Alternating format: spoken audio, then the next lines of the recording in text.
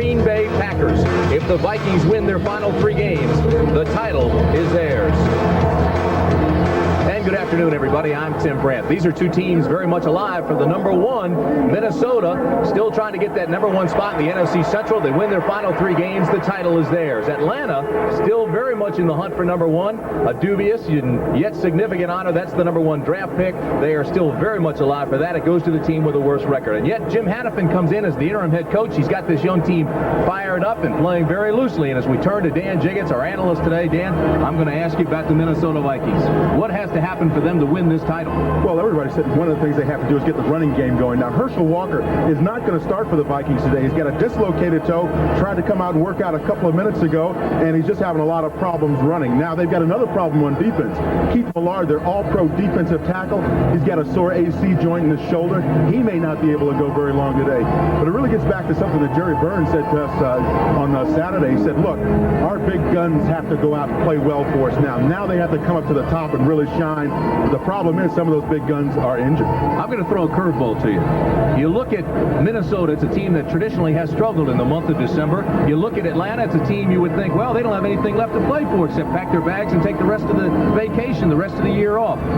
Can Atlanta win this game, and what would motivate them? Well, the motivation always is to play for the pride that you have in your ability to be a football player. Now, Jim Hannafin, their head coach, turned to them the other day and said, hey, look, our coaching staff is not going to be here next year. We're gone. We're out of here. So now the pressure is on you players to perform like you want to be here next year, because if you don't, you may not. All right, Dan, Atlanta is 0-9 on the year on the road dating back to last year. The Vikings have won 11 in a row at home dating back to last year. But how about this statistic? 6 of the last 7 games between these two have been decided by a touchdown or less. Greg Davis will be kicking off for the Falcons. DJ Dozier, number 42, is deep for the Vikings, standing at his own 2, and he is the man who will replace Herschel Walker in the starting lineup this afternoon. We're just about set. Davis gets the whistle, and he'll approach the ball. High kick. Dozier at the 5. It's a good block.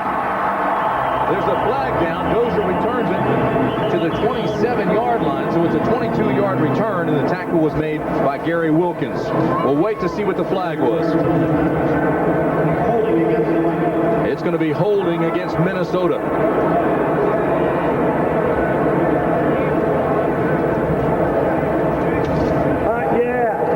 During the run back, number 85 of the receivers, half the distance to the goal, 1st and 10. Novoselsky, the tight end, is the man who was guilty. Red Cashin is our referee. There's your quarterback today. That's Wade Wilson, and the numbers for 1989. 6 touchdowns, 11 interceptions, got off to a slow start.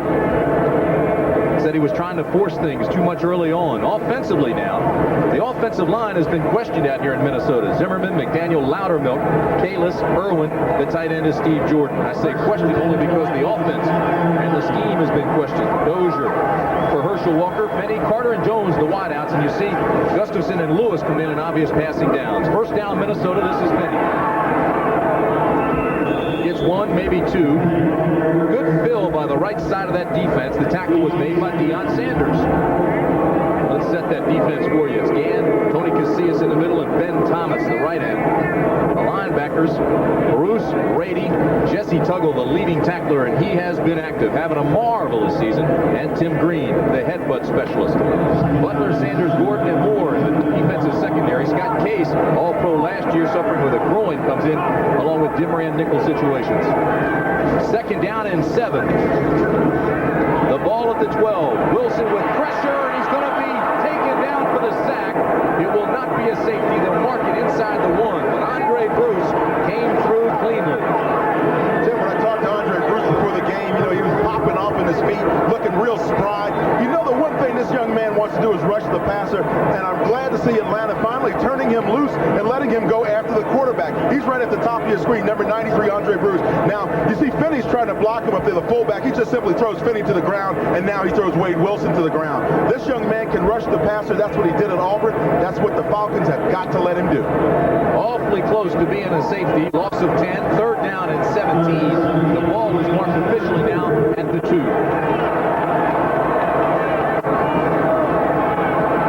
Again, it's Penny, left side, breaks one tackle. on his feet at the 10. Well, he gave Tim Green a ride because Green got there to make the tackle, and then he still picked up another 4 yards. There will be criticism of the Minnesota Vikings offense for at times being conservative, but you try to pass on second down and you almost get a safety. Then you have to wonder about whether or not you feel secure down near your goal line throwing the football and having your quarterback in the pocket. Well, Bob Schnelker has come under a lot of criticism this year from the fans in Minnesota, but he has been defended very vociferously by Jerry Burns. Low snap for Bucky Scribner. Gets off a high kick that'll take Deion Sanders all the way back to the 35. Sanders breaks the tackle and gets out to the 41. A 52-yard punt and a 5-yard return. The tackle made by Andre McMillan. Tim, we were coming back up from the field before the ball game, and we saw the Vikings. They came past us. You saw the look in their eyes. What kind of a team did you think that they were when they were going down that ramp? Do you see that focus in their eyes? Team on a mission, no question about it. So I'm glad I'm not playing them today. Chicago Bears, 5 years in a row on top of that NFC Central. But right now, the Vikings, if they win their final 3, can take it. First down at the 42. The give in the backfield to Keith Jones, and he gets a couple of tough yards. Offensively for Atlanta, Chris Miller is the quarterback. He's got 10 touchdowns, 6 interceptions. Only 28th NFL start, and he's thrown for over 5,000 yards. Offensive line in front of him, Ken Clayton Dukes. Tommy Robeson starts for the injured Bill Fralick, broke his hand last week. Houston Hoover and Ron Heller, the tight end. Jones, Settle, Collins, and Haynes, the skilled positions. Bailey and Dixon come in obvious passing downs. Second down and 9 at the 43. Miller lobs it to Settle, and Settle's hit after a gain of 2 by Scott Studwell, the Vikes' leading tackler. 35-year-old Pro Bowler. He leads this team in tackles. Defensively, Noga, Thomas, Keith Millard, and Chris Dolman. And Millard's banged up, as Dan told you. Merriweather, Studwell, and Ray Berry. And Studwell, 35 years old, just continues to churn them out. Lee, Rutland, Curtis, and Joey Browner, the all-pro strong safety. Bullington and Andre McMillan come in the nickel and dime situations. And Carl Lee's an all-pro at that left cornerback position. He said this year, you know, they just haven't been throwing his way, so he hasn't been getting too much action over there and can't get any interception. Third down and 5 for Atlanta. Collins in motion. Miller in trouble. Has the completion? No. Collins had it but couldn't hold on. The defensive play was made by Reggie Rutland to knock it loose. I'll go back and correct you on that one, Tim. It was made downfield by Rutland, but you saw who that pressure came from? Up inside, Keith Millard put pressure on Chris Miller and really flushed him out of the pocket. Now, watch him down here in the middle. That's Keith Millard, number 75. Now, he's coming on to Chris Miller right there. Chris Miller has to force the play before he's really comfortable and can set back in the pocket. As a result, Rutland's able to make the play downfield. You're going to jump on me already, are you? Wait till I tell these folks about the Deion Sanders story down on the field with you. Scott Fulhig to punt. Leo Lewis is standing on his own 10 for Minnesota. Fulhig gets off a knuckleball. Lewis at the 8. Good coverage by the Atlanta Falcons. 45-yard punt, a 7-yard return, and the tackle was made by Greg Patera and Brian Jordan. 11:50 to play, first quarter. We're scoreless at the Metrodome in Minnesota.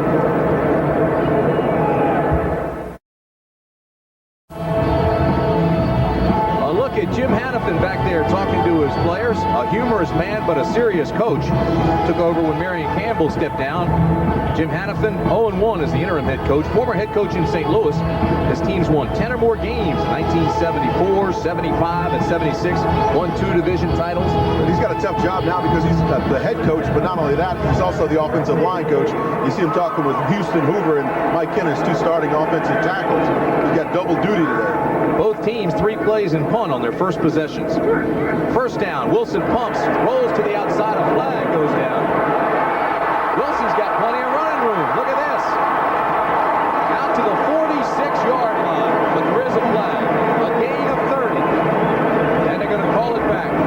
This is a one-dimensional Wade Wilson that really scared the Falcons when they talked about his ability to run with the football, but it's all for naught because this one's coming back and it's a penalty tacked on. Holding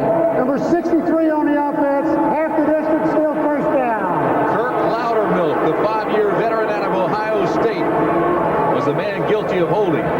Kurt Loudermilk is, of course, the center now. He delivers a snap there. Now, what happens is a lot of times when your quarterback starts to roll out, you start to turn and you grab your guy. And that time he grabbed Tony Casillas and threw him down to the turf, and that's how come he got the holding penalty. Tough on those centers, you got to snap the ball and then do the same thing everybody else in that offensive line is doing. That is blocking somebody. Look like a wrestler with the Grammy roll.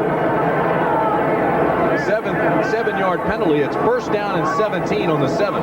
Vikes have been backed up. Here comes Marcus Cotton.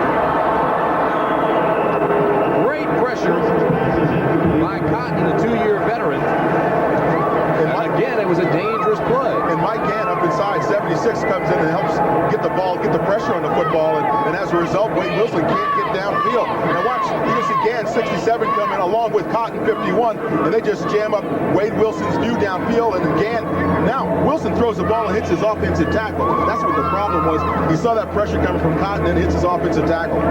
Cotton hit his arm. Second and 17 for the Vikings at their 7. 17. They're backed up at the 7.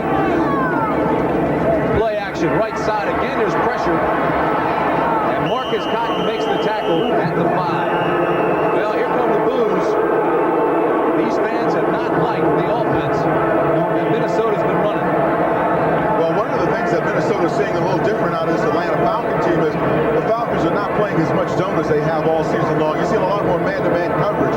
And as a result, the rollouts, the rolling pockets that you had established early that you wanted to run are not going to be as effective because that time they wanted to go to the tight end, Jordan. He's covered by a linebacker. I mean, he's covered like a glove. So it changes the whole scenario for you offensively. It'll bring up 3rd and 17 for Minnesota.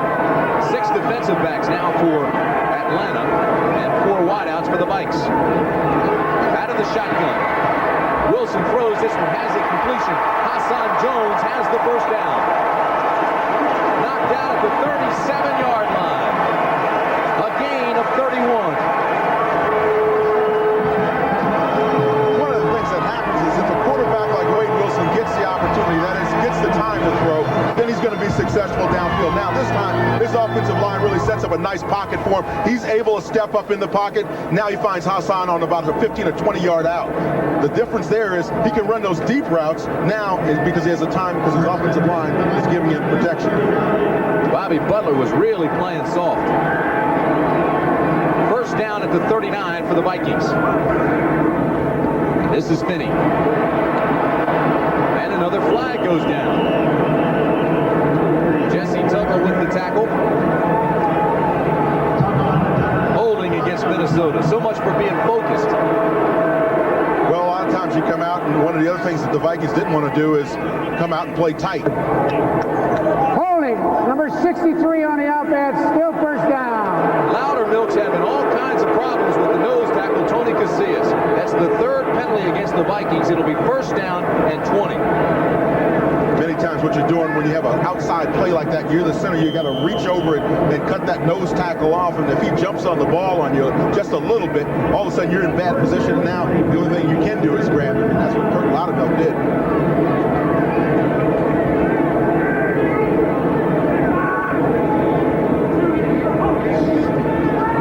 Play action.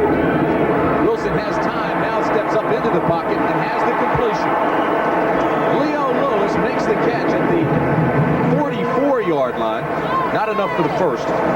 Tackle was made by Deion Sanders. Gain of 15. They needed 20. Leo Lewis had enough time on that pattern to run a slant in and then make it a comeback because he saw that Wade Wilson was getting in a little bit of trouble in the pocket, worked back to the quarterback. The key there, though, was that the line gave Wilson enough time, once again, to step up in that pocket. Dan Jiggets and I were on the field prior to the ball game, and he goes up to Deion Sanders, and Sanders says, "Hey, I understand you guys were rough on me last time." He goes, "No, it was the other guy." Sanders looks over at me. I thought he was going to hit me. Second down and 5, straight ahead to Finney. Finney carries tacklers out to the 47-yard line. He'll be just short of the first. first. Tony Casillas with the stop. Rick Finney was a star of the Vikings game against the Bears on late Sunday night. He really had a great ball game, and he's one of those guys who's a true Viking. He's kind of like Bill Brown used to play for, one of those guys that plays with a short haircut, any kind of weather and any kind of situation.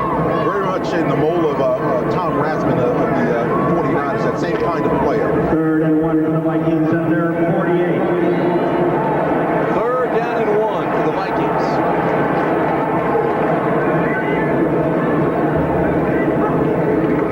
Straight ahead, Finney has the first down, ball's on the ground, and I think Minnesota got it back. As a matter of fact, they whistled him down before the fumble. That's the Vikings first down. John O'Reilly and Jesse Tuggle with the tackle. Rick Finney with the run. Tough.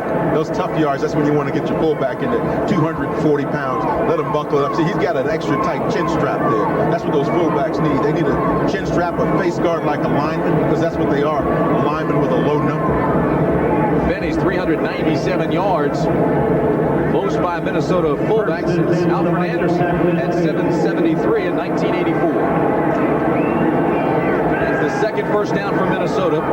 This drive started on the 14. DJ Dozier, big hole, right side, inside the 30, the 10. Touchdown, Vikings.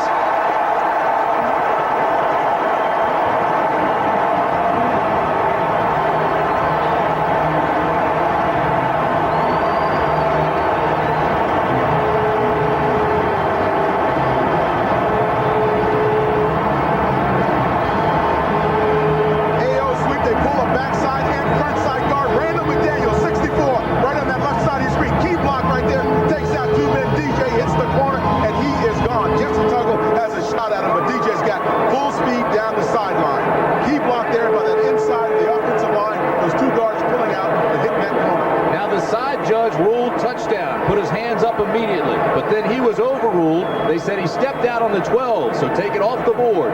They're bringing it back out to the 12. And here's a picture. Show the signal. On that sideline. As he's going down that sideline, he goes out of bounds right there. Steps on the line. First down at the 12. Down to the 10. So it's a gain of 38 down to the 12. Tackle made by Andre Bruce after that play. Now, one of the things Minnesota's done a little differently since Herschel has been here is they've been running out of the I. Well, since Herschel's not playing today, DJ Dozier, as you're seeing him going out of the pro set a lot more. And as a result, they're hitting those quick-hitting plays, running their sweeps like they're used to doing. The offensive linemen, if you talk to them, they say, hey, look, that's what we want to do because those are the kind of linemen we are. Now, if you want to run an I situation, you got to have totally different kinds of offensive linemen. Second down and 8. The play goes to Finney, right side. Breaks 2 tackles and dives ahead to the 7. Tony Casillas finally makes the stop. I think Casillas is having his best NFL season. A couple of sacks, 2 fumble recoveries, very active in the middle. Seems much more comfortable at that nose tackle spot. Anytime you see the centers having big problems, they have to hold on to that nose tackle, then you know he's really getting active and making a lot of movement along the line of scrimmage. Because then those centers get very uncomfortable feeling that they can cut that nose tackle off. 3rd down and 5 for the Vikings.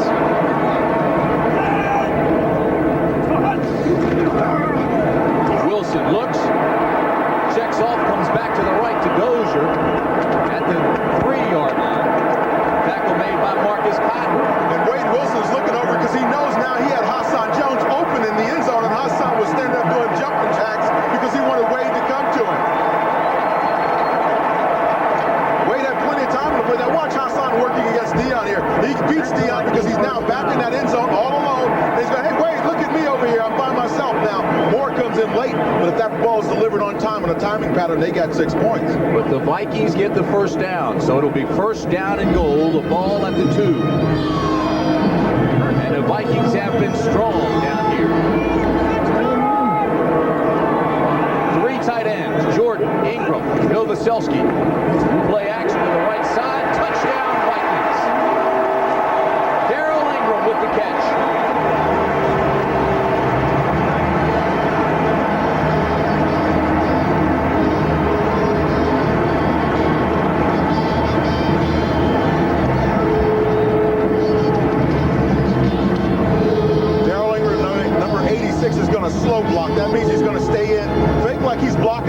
offensive line. Now he's going to release out to the flat. See him rolling out there now. Wade knows he's got him all alone out there. Just plops the ball over to him. It's like a long handoff. The only rookie on the active roster, Darrell Ingram, his first touchdown of his career. The extra point is good.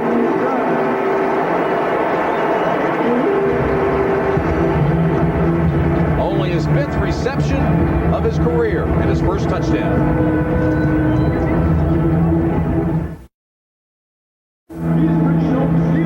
5:43 remaining first period. The Vikings have scored first. It's 7-0 Minnesota as Rich Carlos tees it up. 86 yards, 11 plays. It took just over 6 minutes. Wilson was 4 for 5 on that drive and hit the rookie with the 2-yard strike. Carlos will be kicking off to Deion Sanders and Keith Jones. Sanders, 21, is the back man. This ball is squibbed. This is Jones. Breaks a couple of tackles and carries it out to the 35-yard line. Tackle made by Jesse Clark after a return of 21 yards. It was almost made by Wilkins, the tight end, but watch how the Vikings scored on this touchdown. Now, here's the tight end right here, Ingram. Now, they're going to pretend like they're going to pass or they're going to run block here. Watch the play action now. The other key, Britton Novoselsky, the other tight end, blocks down. That swings out Ingram out into the flat. He's wide open on the play. Solo play action. Now you have a pick right on the line of scrimmage because that tight end is down blocking. You get Ingram out there in the flat. Touchdown, 6 points. Robert Moore just bit on it and blew the coverage. Well, he's probably thinking sweep in that situation. He could have been thinking Ingram. This is to Collins. What a catch by the rookie. Down inside the 30 to the 24-yard line. Oh, my. And Collins may be hurt. He came down funny on his legs, but it's a gain of 41. Reggie Rutland made the stop. The U.S. Marine Corps Reserve of the Minnesota Vikings. Sean Collins came into this game with 45 catches, and that's a rookie record for the Falcons. And Travis Curtis, number 49 for the Vikings, maybe he's still looking for some other parts of his equipment down on the field because Sean Collins just puts a move on there. One-hand stab, grabs the football, makes nice yardage after the play. Athletic ability there, though. He just grabbed that football right out of the air, but he went down hard. Did you see his legs? 5:13 remaining first period. They'll work on Collins, and we'll be back.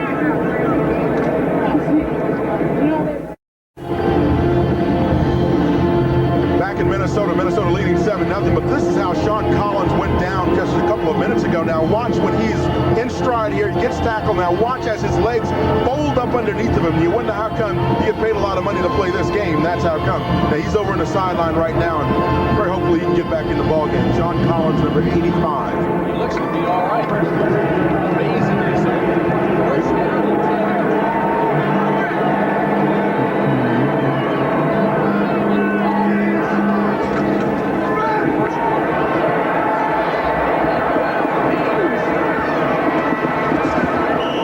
Down to the 10-yard line. And there, I think we have the microphone all squared away. 4:45 remaining first period.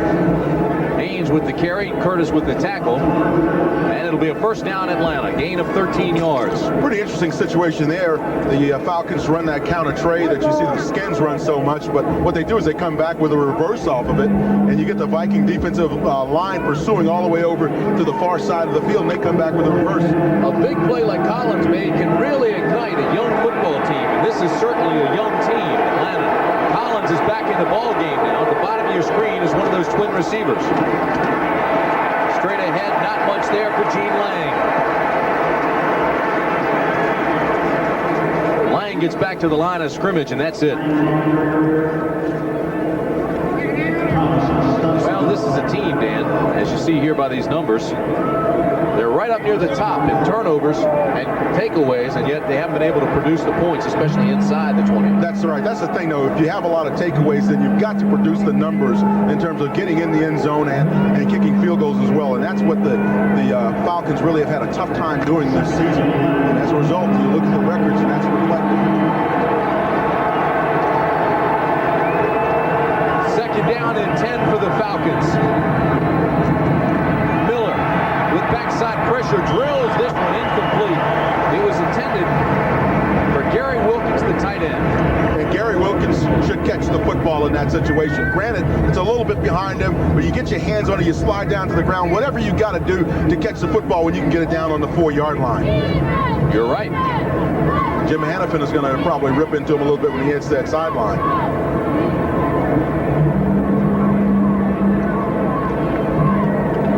The Falcons are last in the league in running the football. And the Vikings know that, so they go to 6 defensive backs on 3rd down and 10.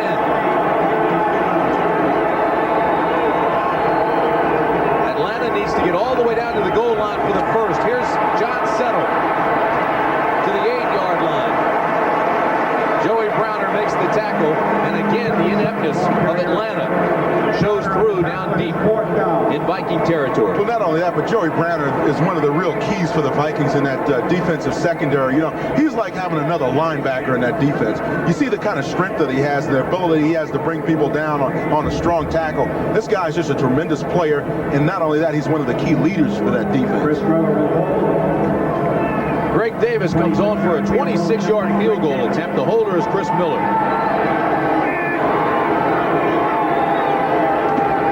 From 26 yards out, it's good. And Atlanta is on the board.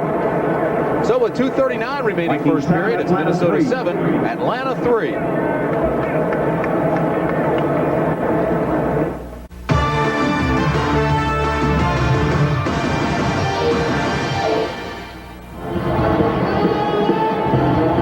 First 15 minutes winding down, 2:39 remaining first period. It's 7-3 Minnesota. And Atlanta with a fine drive. The big play, of course, was the catch by the rookie, Sean Collins, a one-hander. 6 plays, 55 yards. It took just over 3 minutes, and they got the field goal out of it.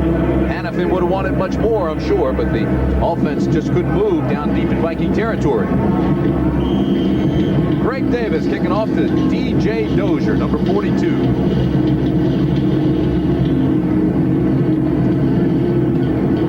High kick, but it's short. Dozier will move up to the 13-yard line and take this one. Dozier's got some blockers.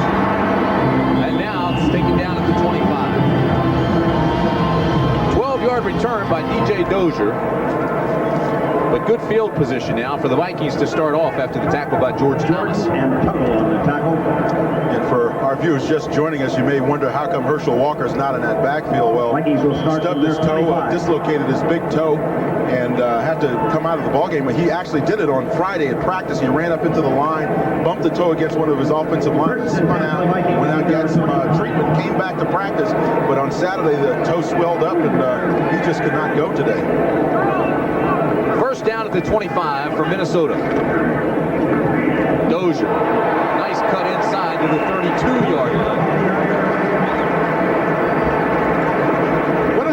One of the keys that the Vikings really had to focus in on when Herschel Walker came here was blocking on the backside. Now, watch on the right side of your screen. Watch the offensive lineman and the tight end Jordan block on the backside. That allows DJ Dozier to head left. Now he's going to cut back. But you see how important that backside blocking is, because now it gives that back out of the eye an opportunity to see that daylight on the backside as well as the front side of the play. Dozier now 3 carries, 47 yards. He came into this game with only 153 for the year. Here he is again.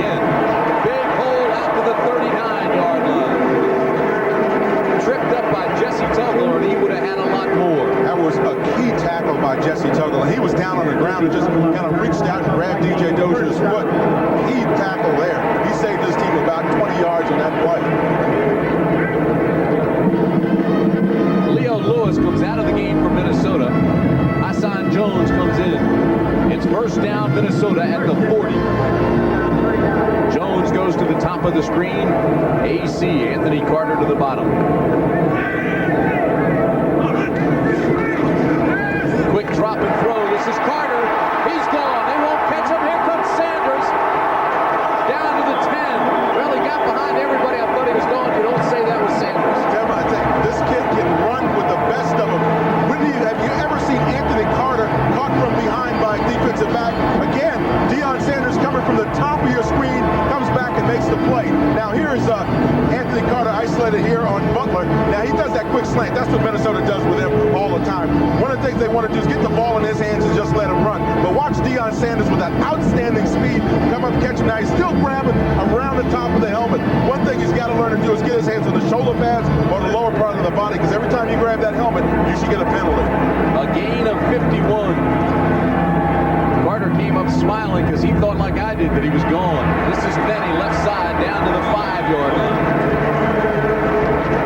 Kind of like one of those cougars, you know, or Puma, they let somebody, you know, they let the game run about 50 or 60 yards and then they catch up with them. So no, let them run about another 10. I can't remember the last time I saw Anthony Carter caught from behind. That's the end of the first quarter with a score: Minnesota 7, Atlanta 3.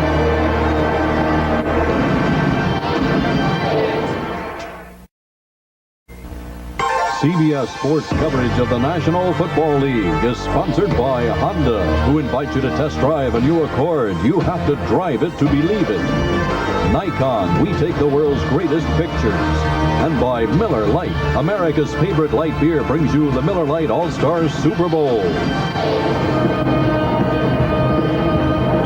The temperature's in the teens. And this guy right here, he really put a chill on the crowd coming from behind to catch Carter. They can call him prime time, they can call him the mouth from the south, whatever. One thing about that young man is he has a tremendous amount of athletic ability. If he can just harness the attitude, he's going to be a great player in the National Football League.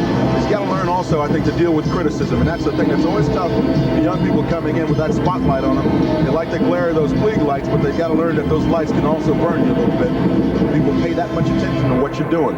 Tremendous athlete. It'll be 2nd down and 5. The ball at the 6 for Wade Wilson and the Vikings. Boy, that was some play. You know, Carter was about 5 yards behind everybody. And keep in mind how fast Anthony Carter can run. I mean, he had the ball in full stride, heading to the end zone. Everybody, I think the scorekeeper had put 6 points up on the board already, and all of a sudden here comes Deion Sanders out of nowhere. Remember, he did it against the San Francisco 49ers 2 times in that ball game. He caught Jerry Rice and Henderson, the running back.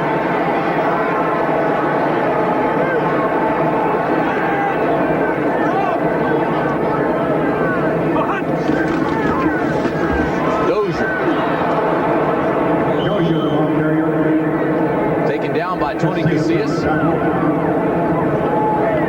Now, this is the kind of situation down on the goal line that the Vikings do not want to find themselves in, where you're forced to throw on 3rd down because of the yardage situation. Now, they can squeeze in a 1st down without scoring, but they have to get down to about the 1-foot line.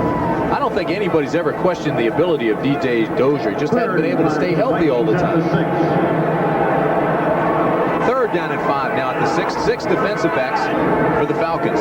Quick slanting patterns here for the Vikings. 4 wideouts for the Vikes. This is Finney inside the 5 to the 4. Oh boy, you know, you get 4 wide receivers in the game. Why not use some of them, huh? You're going to try to run the football in there. I disagree with that call completely. Bob Snelke, the offensive coordinator, now is looking back and trying to figure out why he ran that play. Probably you got to throw the football down there. You got a quarterback like Wade Wilson that can find the receivers open in the end zone. If you give him an opportunity, give him some time, use him. So Rich Carlos comes on to attempt the field goal. It'll be a 21-yard attempt. Carlos has hit 7 straight field goals. He's 9th in the NFC. And this one is good. 13:39 to go in the half. It's now 10-3. Minnesota Vikings.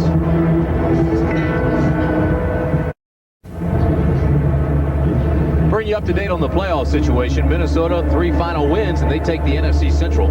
San Francisco can clinch with a win Monday night. Philadelphia leads the NFC East, and they've beaten the Giants twice. This is the wild card scramble. Teams still alive: Washington, Chicago, and New Orleans. They need a lot of help to get in, but the other ones are very much alive in the hunt. This is the AFC picture. 642 possible scenarios. Okay, we'll start going through those for you right now. We'll wait for you. And here's the wild card picture in the AFC. We'll be finished by the time the season's finished. You talk about parity, you've got it. Rich Carlos to kick off for the Vikings. Sanders and Keith Jones will be deep for Atlanta. It's 10-3 Minnesota with 13:39 remaining in the half. Low liner by Carlos. Taken by Jones.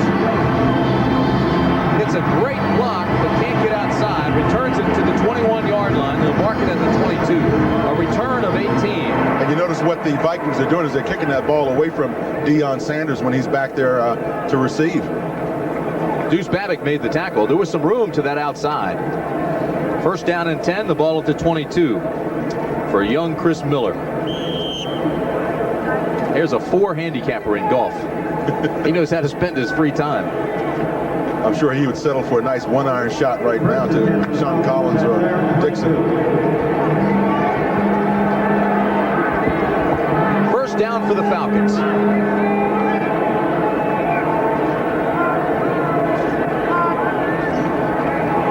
Miller, 5-step drop, throws out into the flat, has the completion.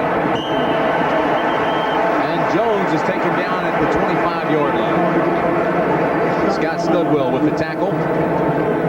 One of the things the Vikings are doing is they're sending Mike Merriweather on the blitz. He's coming from outside, and as a result, Scott Studwell has to come out and cover this back. Now watch the back go out. You're going to see Merriweather rush from out here. That means Studwell has to take up that back when he comes out of the backfield. Lang, now you see Studwell's coming from up inside.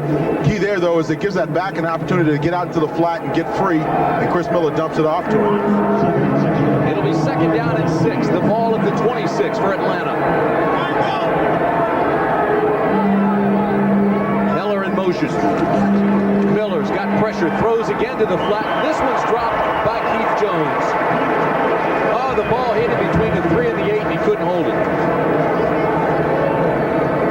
When you wonder how come your team, can't win more than 3 or 4 games in a season, when you see those kinds of things happening, that's when you know why. You got to get experienced people back there, and you got to get the young guys who you have playing like a Keith Jones making those kinds of receptions, and he normally does. He's a pretty consistent young player for these Atlanta Falcons, but he's got to make the key plays when he has the opportunity. He's just a rookie out of Illinois. 6 defensive backs now for the Vikings. It'll be third down and 6 at the 26-yard line. Atlanta with 4 wideouts. Collins in motion. Miller's got pressure, gets out of there. Has the first down and goes out of bounds. Boy, he was being chased by Chris Dolman, and Dolman can run. Well, Dolman, you figure, is about a 4.6 40 guy, so that time I think Chris Miller must have been down around a 4.2 because he got away from Dolman and just ran to the sideline. Now, watch, the first thing is the pressure that comes from that defensive front of the Vikings. That flushes Chris Miller out of the pocket, and he just gets in a foot race with Chris Dolman, and usually that's when the quarterbacks just simply don't win. Dolman's got a little yardage to make up here, but he's in a nice stride. Looks like he's ready for the Olympics, and Chris Miller says, hey, look, I'm going to hit the safety. Vikings have 58 sacks on the year, but they haven't even gotten close to Miller yet here today. First down at the 34. Settle.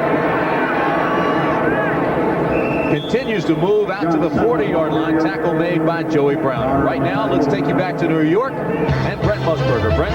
Well, Tim, quickly now for Viking fans, Kansas City just scored. You're looking at Houston. Moon and Drew Hill's got it. 12 yards for a touchdown, and the Buccaneers are now behind 10-3. Again, Kansas City has scored first on Green Bay. Back to Tim.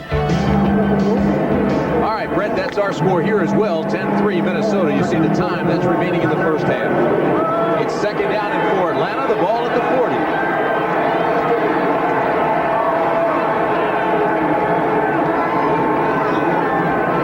Settle.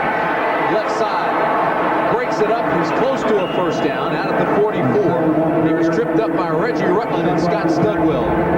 A very important mark here for the Falcons. They're going to move the chains.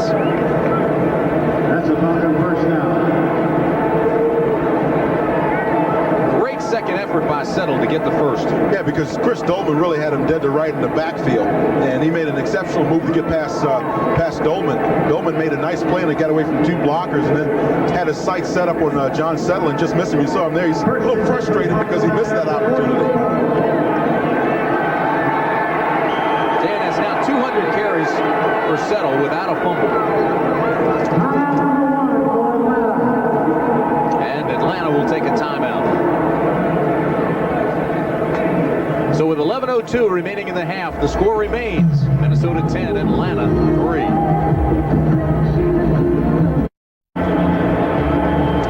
You are looking at Sergeant Rock. Floyd Peters, the defensive coordinator for the Minnesota Vikings, guy who's been mentioned in a lot of circles for head coaching positions in the National Football League, and it is time for him to step up to the post. I think somebody's going to give him that opportunity very shortly. It's first down Atlanta, the ball at the 44. Chris Miller on the play action, has backside pressure, now throws, has the completion.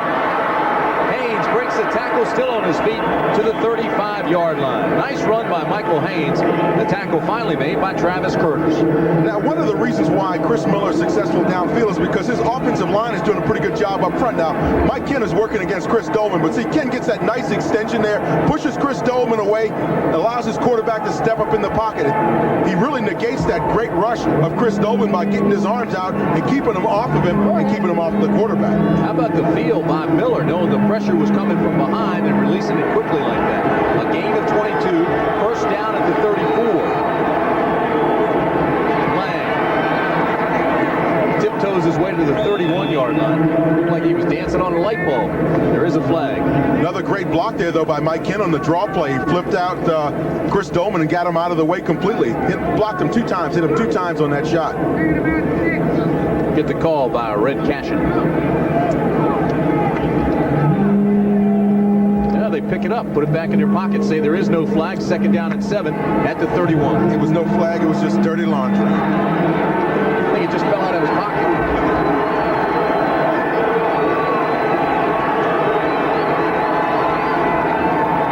Falcons need 7. Miller fires, has the completion. And Jones at the 30, and the crowd likes the defense out there by Joey Browner. But Joey ran him back to the next county just about when he made the stop. Told you how physical this guy is in that secondary for the Vikings. Joey Browner has tremendous hand strength, arm strength, the whole upper body, and that's a result of a lot of martial arts that he does. And of course, you see it as a result now. When he comes up and makes that stop, he just pops people cold. He's big too, 6'2", 224 pounds.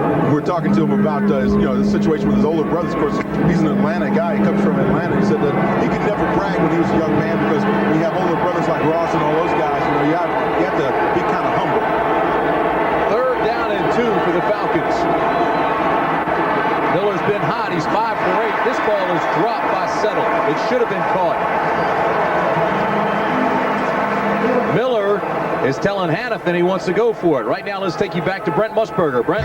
Well, Tim, quickly, the Bears could be knocked out of the playoffs today. Detroit strikes for the first touchdown in this game. On the option, Galliano rolls into the end zone. And right now, the Lions lead the Bears 7-3. Let's go back to Tim. It'll be 4th down and 2 at the 26, and the Falcons are going to go for it. And why not? That's right. They're in the kind of same situation Detroit is in playing against the Bears. I predicted that the Lions will beat the Bears today with all the injuries they've got. This is a critical situation for Atlanta. Play action by Miller. Looks deep to the tight end, and it's caught for a touchdown. Wilkins makes a marvelous catch. 26-yard pass from Miller to Wilkins. Tim, right before we broke away to break, you said that Chris Miller was calling. He said, I want to go for it. He's calling over to Jim Hannafin, throws the ball down. It floats up pretty nicely, though, and his tight end comes in and makes a beautiful reception down on the goal line. Now, watch number 1. We talk about when you get the time to throw. That's what Chris Miller gets here. Floats out a little moving pocket there. Now sets up, looks back across the field for his tight end. Now, watch the catch down in the end zone. Now, this is tremendous by Wilkins. He's got 2 defenders back there. He just goes up and muscles the ball. It's like a rebound. He just took it. Now, Travis Curtis is 5'10". Rutland is 6'1". Wilkins is 6'2.5". Davis with the kick. And there is a flag this time, and it didn't fall out of a pocket. Somebody in the Vikings defensive line jumped across before the ball was snapped. He tacked on to the kick. Offside on the defense. Point counts. Be a 5-yard penalty on the kickoff. And we're tied. 8 minutes, 37 seconds remain in the first half, and Atlanta hanging right with Minnesota. The Vikings have to win this game in the next 2 to take the title.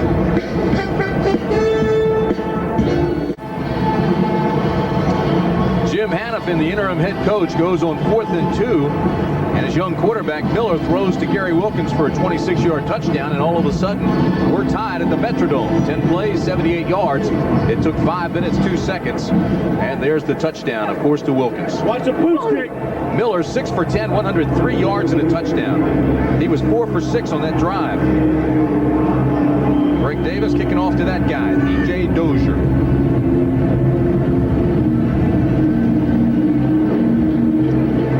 Onside kick. And Minnesota gets it. Jim Hanifin's pulling out all the stops. What you do sometimes when you do that onside kick now is you do it because if you see that front line is turning their backs and taking off on you, once that ball goes 10 yards, it's a free ball. So if you see that Minnesota front line turning their backs and running back field in order to set up their blocks, then you're going to try to pooch it up there a little bit and see if you can get back to it. This time, it didn't work for the Falcons. We saw the Redskins do that against Chicago just a couple of weeks ago, and it worked very well. It was recovered by Deuce Babick. First and 10 Vikings. Minnesota has excellent field position at the 46. First down, Vikings.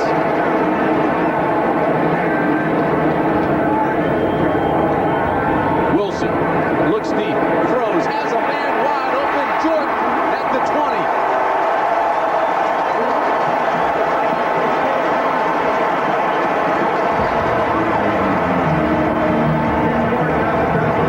A gain of 34 yards. Watch Steve Jordan, number 83, the tight end. He's releasing off the line. He'll be on the left side of your screen now. They're playing zone, Atlanta is. What happens is Jordan gets in a little seam in the zone, and the guy that has the cover comes from all the way in the middle of the field, Tim Gordon, number 41. Now, when he slides in back of the linebackers, you expect your safeties to be there to pick him up, particularly this strong safety. 300th career reception. First down and 10 Vikings. The ball at the 19. This is Dozier. Halfback pass, wide open is Carter. Touchdown Vikings.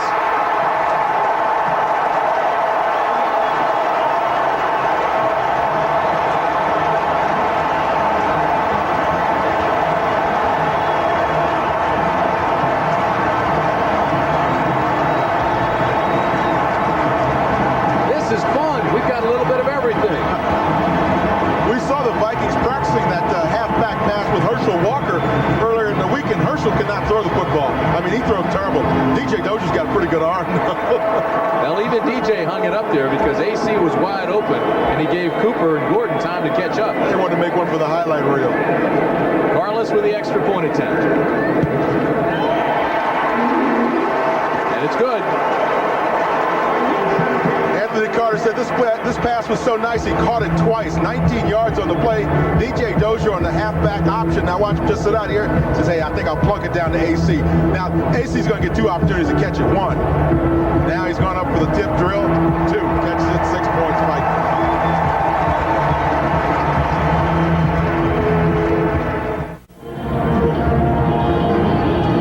DJ Dozier, the first pass of his career. He's 1 for 1 as a pro, and it's a touchdown.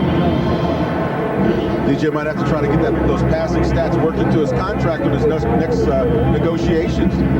53 yards, 2 plays, took only 59 seconds. And the Vikings are on top by 7. This is Deion Sanders. Sanders out to the 25-yard line. Looked like he did a little high step instead of sprinting outside. 23-yard return.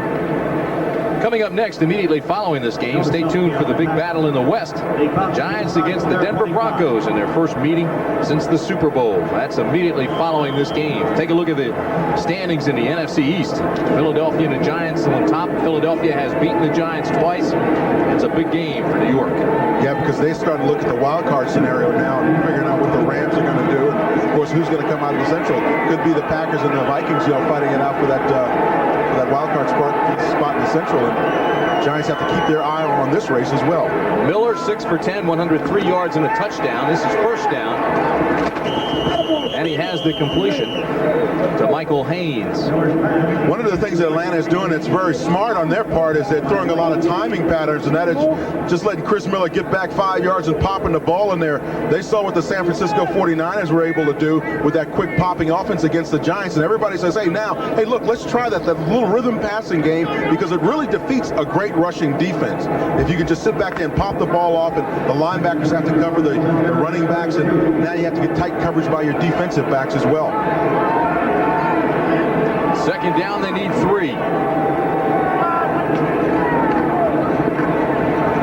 To the 35-yard line, Keith Jones. Keith Jones, the ball carrier. He'll be close to a first down. And he's got it. They'll move the chains. Tackle made by Joey Browner and Brad Edwards. San Diego beating the Washington Redskins. Another surprising score is the Saints score. They were beating Buffalo up in Buffalo. Redskins have to win their final 3 games and then hope. They've got to get some help. First down, the ball at the 37. It's 17-10 Minnesota. Miller again with a quick drop, throws, has the completion to Jones again, and Jones is out to the 45-yard line. Joey Browner again makes the tackle. Browner and Merriweather. You saw Jones coming in motion, and what happened is Studwell took him to the corner, that is right to the end of the defensive line, and he released him to Joey Browner. Now Browner's going to come up on the right side of your screen from his safety position, and he's got him man-to-man out there. See Studwell now releasing him out to the side, and Browner just can't get up in time. Jones runs a nice little stop route there on the sideline. What's important here is the Falcons are picking up big chunks on first down, something they haven't done before. With a patient passing game too, by the way. Third catch by Jones, gain of 8. It'll be second down and 1. Settle has the first down. Tackle made by Henry Thomas. And Henry Thomas is one of those guys that Floyd Peters said he's a steady guy there, the plumber. You know, the guy that you can always rely on to get there and fix the leak if you got one in your defense. He's the guy that settles that defensive line down. You always have to have that pillar of strength. When you have all those greyhounds out there, you're going to have one guy that's a pillar of strength in there. It's Henry Thomas for the Vikings. It's still very, very early. But right now, Atlanta is playing pretty well with the Vikings. Well, they did the same thing last week against the 49ers. I mean, they came out and they played extremely well all the way through about the third quarter, and then that's when they started to doubt themselves a little bit, I think. It'll be important to see how they play in the second half. On first down, Settle off the right side out to midfield, and they'll mark it at the 49. Scott Studwell, the leading tackler, makes the stop. Tim Brandt and Dan Jiggets with you at the Metrodome in Minneapolis. Full house. What's on the line? Minnesota has to win its final 3 games to win the NFC Central. Atlanta comes in and has a 3-10 record, not really expected to be in the ball game. They played quite well. You see the time remaining in the first half. Wilson hit Darrell Ingram for their touchdown. For Atlanta, the big play was made by Collins. Second down and 6. Miller fires. Joey Browner with the interception.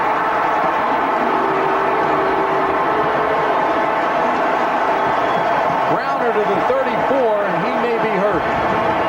A 9-yard return, but Joey Browner's in some pain.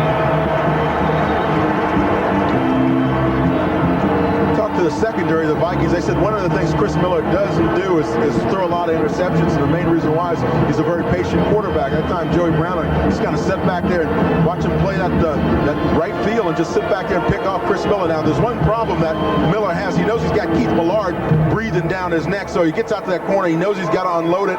Unwisely, he unloads underneath his receiver Jones, who's still running towards the end zone, and Browner makes the interception. First down, Vikings, the ball at the 34.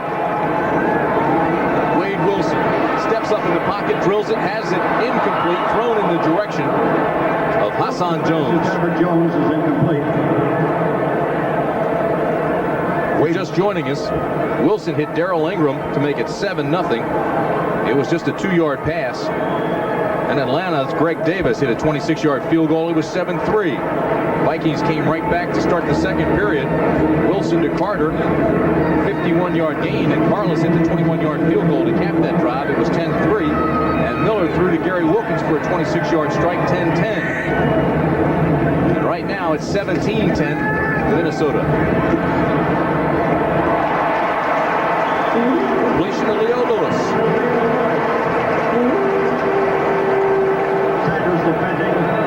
One of the things that's happening is Atlanta's defensive backs, particularly Deion Sanders, is giving a nice big cushion to Leo Lewis. He respects the speed that Lewis has, but what Lewis does is he pushes him off now, so he makes him think he's going upfield. Now he breaks back to the ball on that comeback route. What you do is you set up the defensive back, letting him think that you're going to try to break it deep, and then you break back to the ball. And it's all for naught because it's holding against the Minnesota Vikings. It's on Tim Irwin. So a gain of 14 is negated. That's the 5th penalty for the Vikings. Atlanta has not thrown a flag yet. When we talked to the Vikings earlier this week, they told us the one thing they have to do is they have to play loose. Jerry Burns was adamant about it. He says, I want my guys to play loose. Well, they came into the game very focused and very much into the game, and maybe they came in tight. When they play tight, they don't play well.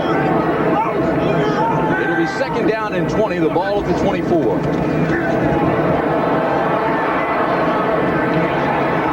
Complete to Hassan Jones, and Jones is nailed. Good coverage by Bobby Butler. Mike Gann came in and put a little pressure on that time and flushed Wade Wilson out to the side. That always helps your defensive backs out. They know that they've got a big defensive lineman. He's number 67. Now watch him put the pressure. 76, excuse me. He's at the top of your screen. Nobody really blocks him. Rick Finney tries to get a hand on him late, but he's already chasing Wade Wilson all around the county.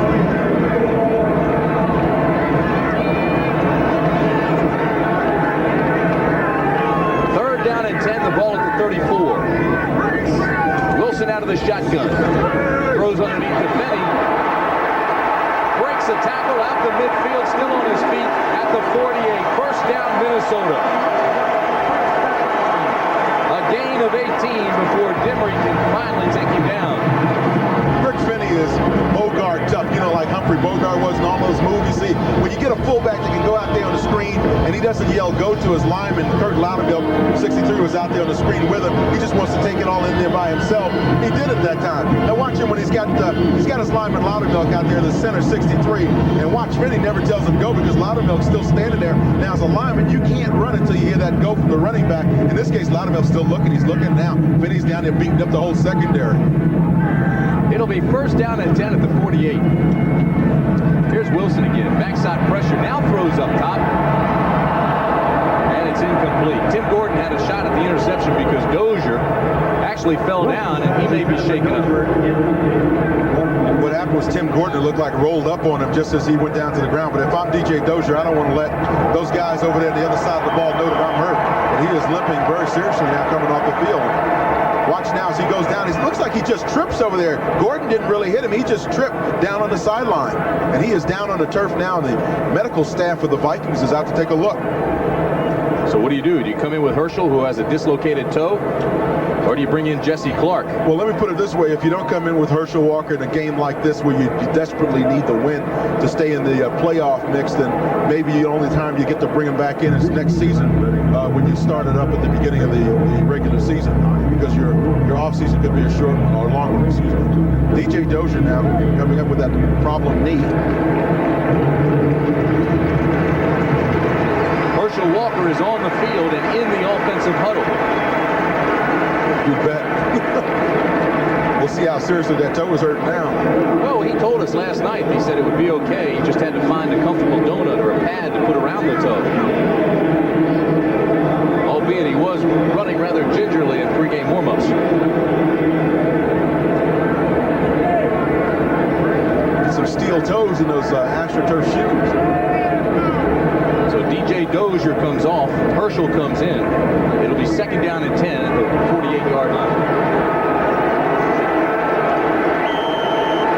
As you can see, Herschel Walker has not had a great career against Atlanta. His average is just under 68 yards per game. Try to correct that today. 2nd down and 10 at the 48. Again, it's Benny. Breaks one tackle, and then he's hit hard by Jesse Tuggle, the linebacker. Herschel Walker was the guy that was going to try to come up and block it when Tommy Kramer's in the game as well. Wilson leaves it. He was 8 for 11, 166 yards and a touchdown. Kramer comes in to quarterback. We'll find out why the switch.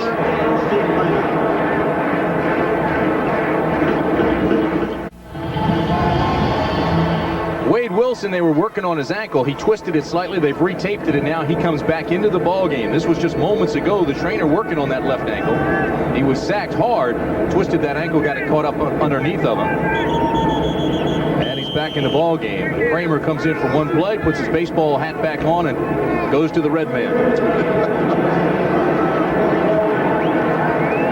It'll be 3rd down and 11. The ball at the 49 for Wade Wilson. Pretty good numbers today. Out of the shotgun. Has time and the completion. Hassan Jones with the catch at the 27-yard line. Deion Sanders made the stop. 1:45 remaining. One of the things you want to see Deion Sanders learn to do is play tighter coverage when you're 15, 20 yards downfield. You got to, at some point or another, you got to snuggle up to that receiver and let him know that you're in the area and you care about what he's doing. Deion's still giving too much of a cushion. A gain of 22, 3rd catch by Jones. It'll be 1st down, the ball at the 27, and the clock continues to move. 1:20 remaining in the half.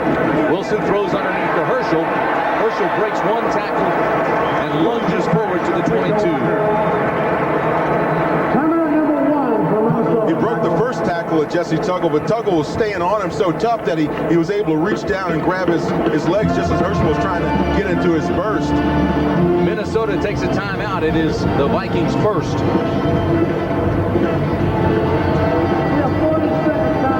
Coming up at halftime, Brent Erb with all the scores, highlights, and the latest information from around the league. And Dick Butkus profiles the Broncos rookie running back from Alabama, Bobby Humphrey, whose legs have taken some of the pressure off John Elway's arm. It was interesting watching the NFL today to see the feature that they did on Tom Landry and his concerns now about the direction that the Cowboys have taken. But we haven't really heard anything from Tom. He's been very quiet on that whole situation. It was nice to see him speak out a little bit.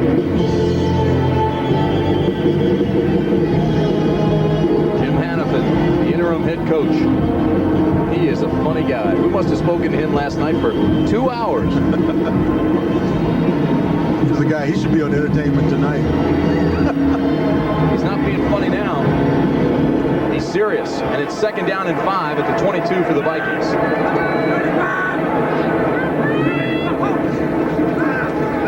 Wilson has pressure.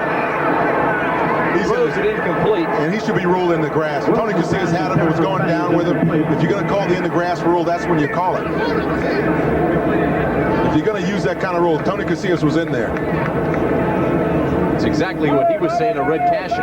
Now watch Casillas 75. He's right in the middle of your screen. He's working against Kurt Loudermilk. Gets a nice rush up the field. Grabs the quarterback down by the legs. Now, that's the situation where normally everybody's concerned about the quarterback getting injured. This time they don't give him a call. So if you're the defensive lineman, the next time you're in that situation, you probably roll up the quarterback a little bit more. I agree with you. It has to be called.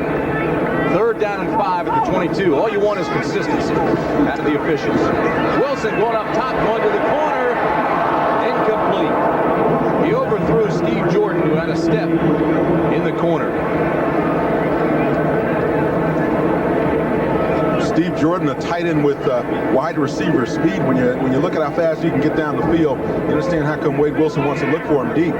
But to go back to that call or that non-call, Tim, you're right.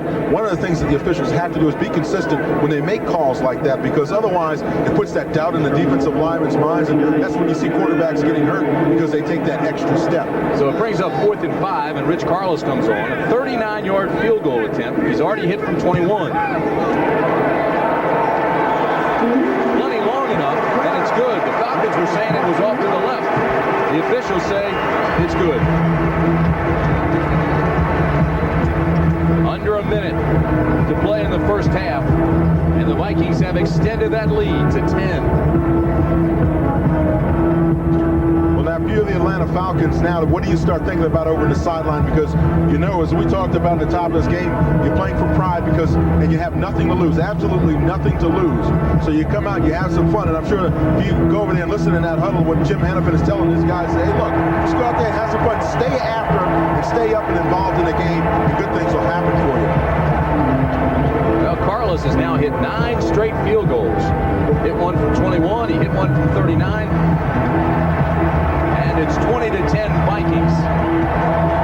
The Metrodome is sold out this afternoon.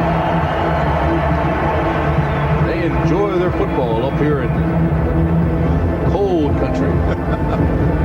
15 degrees outside, snow flurries. Well, you're talking about cold. Now, you're from Washington, and they got 15 inches of snow down there, and Minnesota doesn't have any snow. We're rather comfortable right now. Climate-controlled Metrodome. Comfortable 70 degrees. Redskins continue to trail San Diego. Key game for Washington. So Rich Carlos will be kicking off with Deion Sanders 21 and Keith Jones 38. They're standing at the 10. This ball goes out of bounds. And they throw the flag. Falcons will get it at the 35. Bounds, it'll be the receiver's ball at the 35-yard line. So no time goes off the clock. 59 seconds remain. And we'll see what the young Chris Miller can do. With 59 seconds, Chris Miller can work the sidelines very effectively with his big wide receivers. I go to Sean Collins in a lot of critical situations because he's a taller, rangier receiver than Dixon is. 6 of the last 7 games between these two clubs have been decided by a touchdown or less. 3 of them by 1 point. Let's watch the play of the cornerbacks from Minnesota. See if they have an outside technique to try to prevent the receivers from getting to the sideline. 4 wide receivers. First down at the 35 for Atlanta. Miller has pressure and is sacked at the 25-yard line. Chris Dolman, his 15th sack of the year.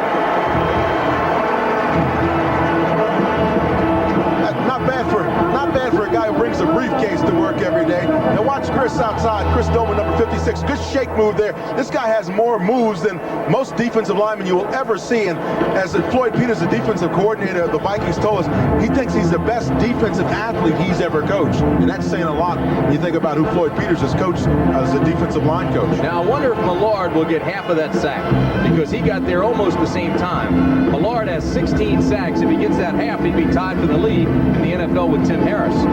I'm sure, you know, they'll probably discuss that inside the huddle and say, hey, what do you think? You're going to give me half of that or you know, was it a third or what? You see, they're talking about it now. Chris is saying, hey, do I get a half on that one?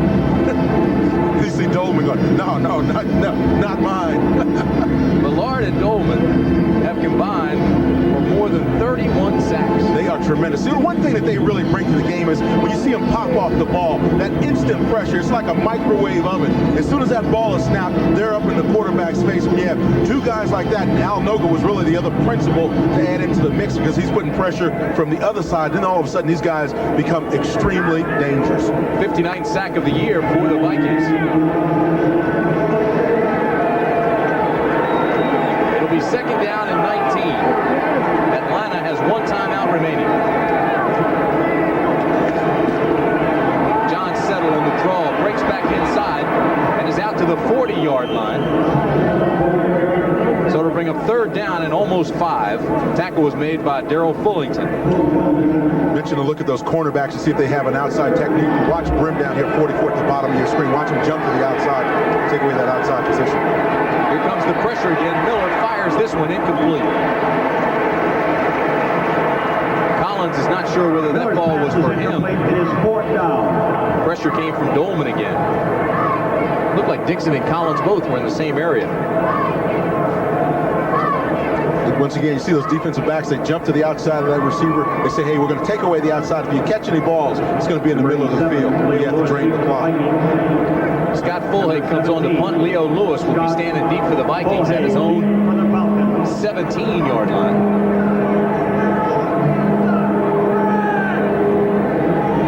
29 seconds on the clock.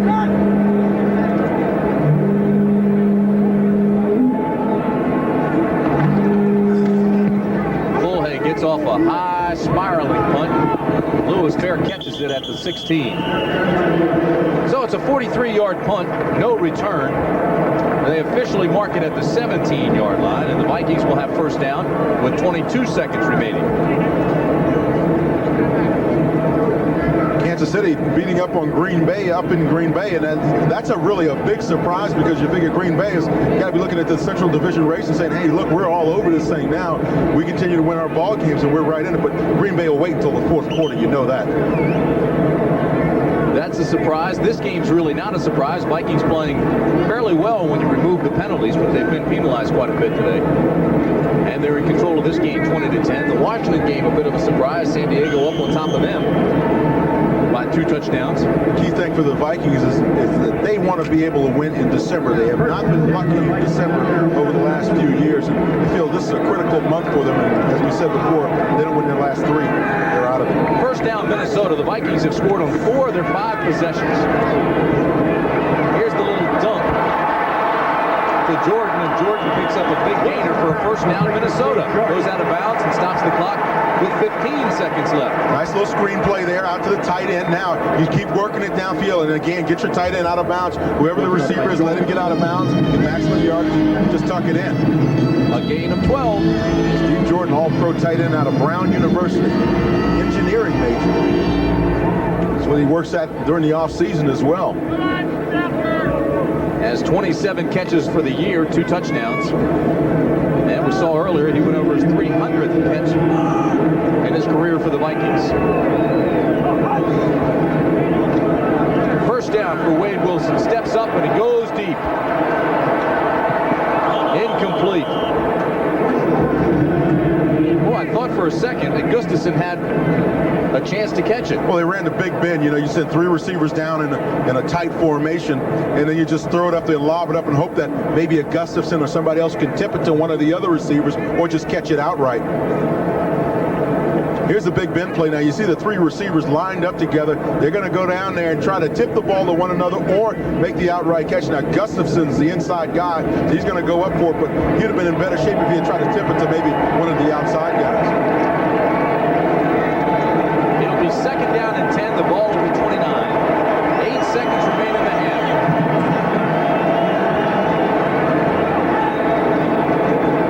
Benny, the inside handoff. Across the 40 and goes out of bounds at the 44. 1 second still remains on the clock. He was knocked out by Marcus Cotton.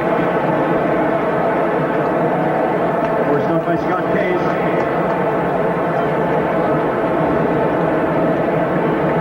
Now if you're the Vikings, you run the Big Ben into the end zone. Try to get a penalty. Half can in on a defensive penalty, so you get one more shot. Well, Steve Jordan comes back into the ball game. He brings the play from the sidelines. A gain of 15. Benny now 9 carries, 41 yards. Gustafson, Jones, and AC. Anthony Carter come to the bottom of your screen.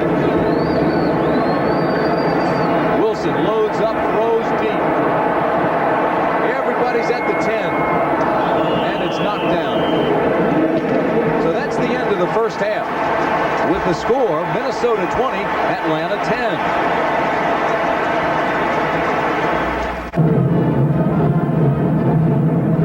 We're at halftime, and the Vikings lead the Falcons 20-10 at the Metrodome.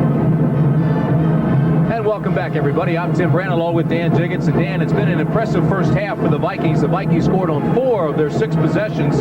They came away, didn't score on the last one, but 4 of 6 possessions, and Atlanta just hadn't been able to stop them. Well, I think the one thing the Vikings are a little concerned about is the fact they've had a lot of penalties that have really damaged their drives and hasn't really taken them off the board. But one thing that they did have was a positive is DJ Dozier when he rolled out through that halfback option pass. And I tell you what, he put a nice little spiral on it. AC did the right thing down in the end zone. He caught it twice. Make it look interesting and look dangerous. You see DJ's got a nice tight spiral on that thing. Now watch AC. 1 catch, 2 catch, he searches around, does that little catcher's thing and finds down in the end zone.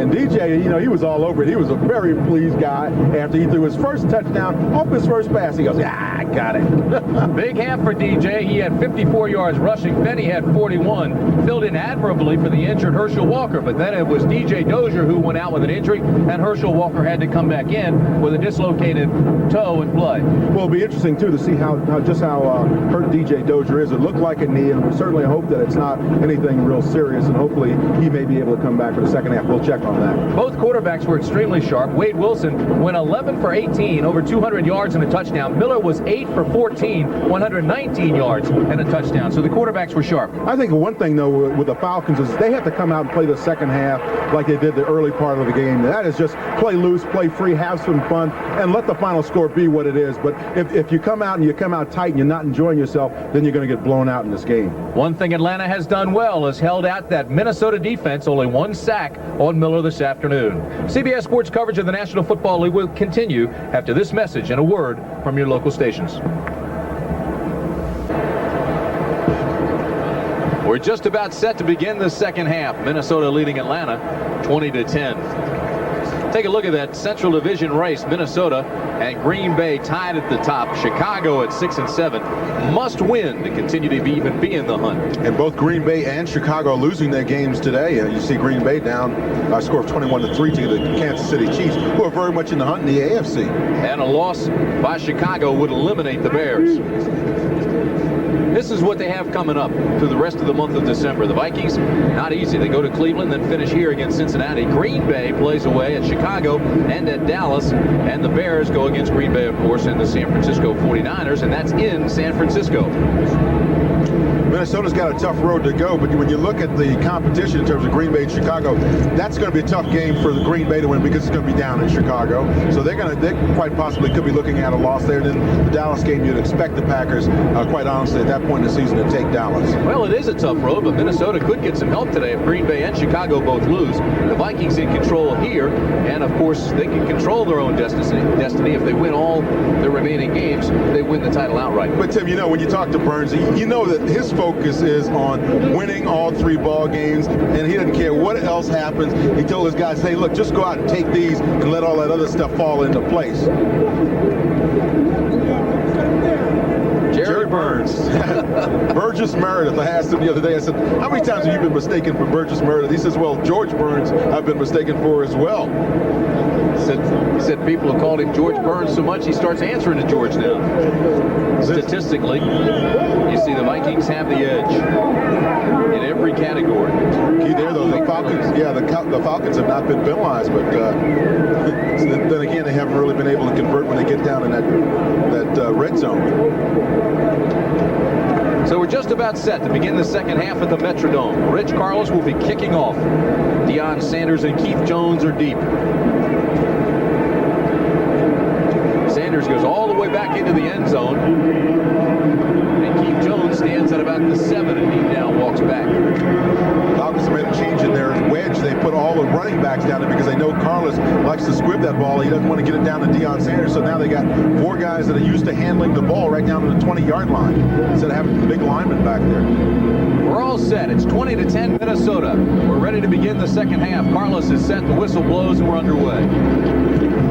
Again, it's a low swift kick that goes out of bounds. They aren't going to give Deion Sanders a chance to even think about a return here this afternoon. And that's a lot of respect. I mean, he's a rookie returning kicks, and they're giving him that much respect. The Minnesota Vikings are.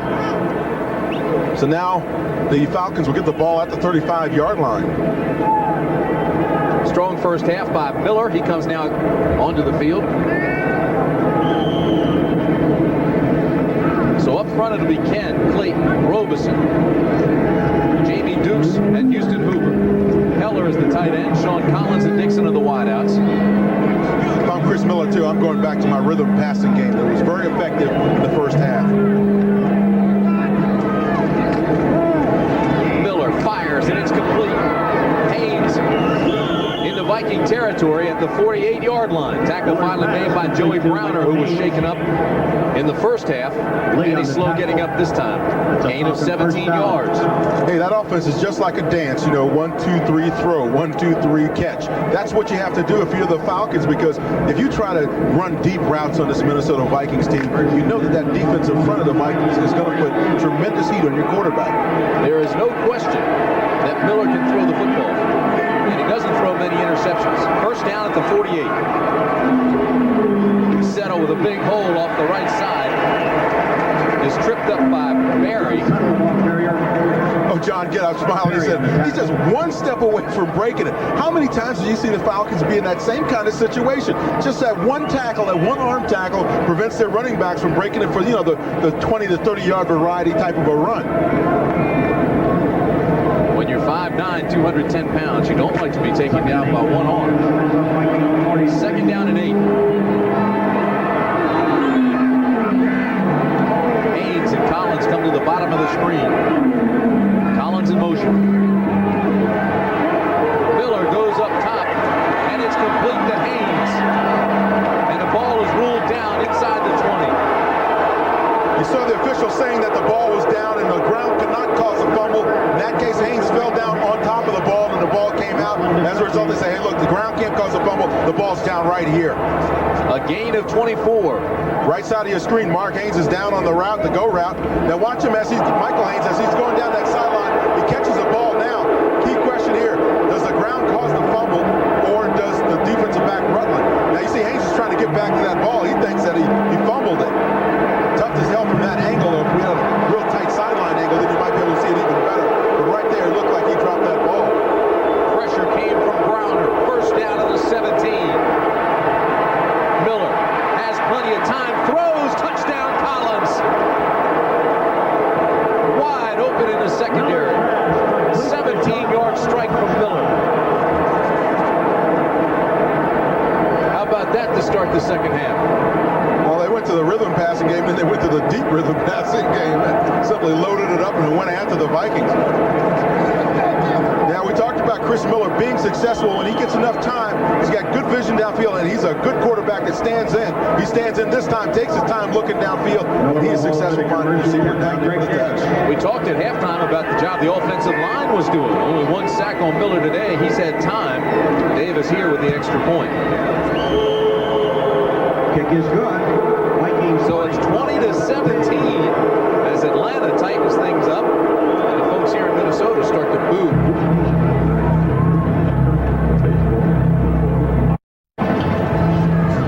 Sean Collins scores a touchdown for the Atlanta Falcons. You see him in motion now. Watch him break up. You see Brad Edwards, number 27, the safety coming up. He never really covered Sean Collins. Collins gets behind the linebackers. Now you see the linebackers right there, bottom of your screen. They react back, but no one ever covered Collins when he came in motion and broke out. Quick work by the Falcons. 65 yards, 4 plays. Took only 2 minutes and 14 seconds. Miller, 3 for 3 on the drive. He's now 11 for 17, 2 touchdowns. Greg Davis to kick off. And Leo Lewis, number 87, is deep. A high end-over-end kick. Lewis at the 5. Whoa, and he is nailed. I think Lewis might be back at the 5-yard line after that stick. Well, I guess you'd say Robert Moore and Greg Patero were there. But what a lick. Please, Dennis Elflon. Please report to the football press box. Dennis Elflon. Next Saturday, CBS Sports action begins with the NFL football as the Cowboys visit the Giants at the Meadowlands. It all begins with the NFL Today at a special time, 12 noon Eastern. Then the road to the Final Four begins as the season premiere of NCAA basketball gets underway on CBS. DePaul, the Blue Demons, travel to Chapel Hill to take on the Tar Heels, 3:45 Eastern. That's all next Saturday here on CBS. Benny straight ahead, carries tacklers across the 25 to the 26. Benny's having a fine day. He is a tough running back. And it's interesting, too. You look at a guy like him. See, he's got blood on the elbows now. He's got that kind of, you want to get that on your pants, though, because that shows everybody that you've really been into the ball game. You see, he's got it on the pants, on the towel. It's the total look of a fullback, see? He's one of those old throwbacks. That's what I'm saying. Maybe playing indoors, maybe playing on AstroTurf, but he wants to get the look. The jersey's tucked up underneath his shoulder pads. He's great. 47 yards on 10 carries. That's pretty strong. Second down and 4 at the 26. Herschel, right side, to the 29-yard line. Close to a first down, depending on the mark. I think he got it. Gann and Tuggle made the stop. Many viewers may be wondering how come Herschel isn't running the ball anymore. Well, he's had a dislocated toe that's caused him a lot of problems over the last day or two, and as a result, he didn't start the game. DJ Dozier did, that running back position. And Herschel's now coming in and trying to run on a damaged foot. They bring out the chains, but you know Herschel has struggled. Look at him game by game as he's gotten here at Minnesota. His first one, of course, 148 yards, got everybody's attention. But if you look at that right-hand column, Dan, every game it has declined. I think one of the other problems has been the focus probably of the Vikings has been to get away from focusing in on one guy. Jerry Burns said it to us the other day. He said, we got a lot of tools here that we can use, and Herschel's not just, the main guy. We got Anthony Carter, we got Jordan, we got Hassan Jones, and we got good quarterbacks in Wilson. And so now, when you think about the numbers dropping off, yeah, you'd like to see them better, but the key thing is if you can continue to win football games using all your people, then you're probably in better shape going into the playoffs. The other problem is the offensive line for the Vikings. It's a tough time adjustment to that high back situation. And yet Herschel seems very comfortable. When we talked to him, he said he likes it here, and he fits very well into the scheme. And he has the first down. Those are the kinds of plays that the Vikings traditionally have run. Dives, inside traps, stuff that normally gets you about 4 or 5 yards. But when you get back with a Herschel Walker, you're going to start stretching the defense a little bit more. But a guy like Rick Penny just wants to get over the top, get the first down. Nothing fancy, real blue-collar type of a fullback. Get over there, slam yourself down on the turf. Now he's about 6 feet tall instead of 6'1", but he's having fun. First down at the 32. Quick slanted pattern. Anthony Carter at the 40. Working on Bobby Butler. We said in the first half that the Vikings love to catch AC on that quick slant. Just pop the ball in there to him and let him run in that secondary. Well, the first time he caught one of those slant patterns against Bobby Butler, he was headed to the end zone, and everybody, I'm sure, that was watching the game thought he had scored. And here comes Deion Sanders to track him down from the other side. So you have to believe that time he came out with an eye peeled towards Deion. Third catch of the day for Anthony Carter. Second down and 2 at the 40.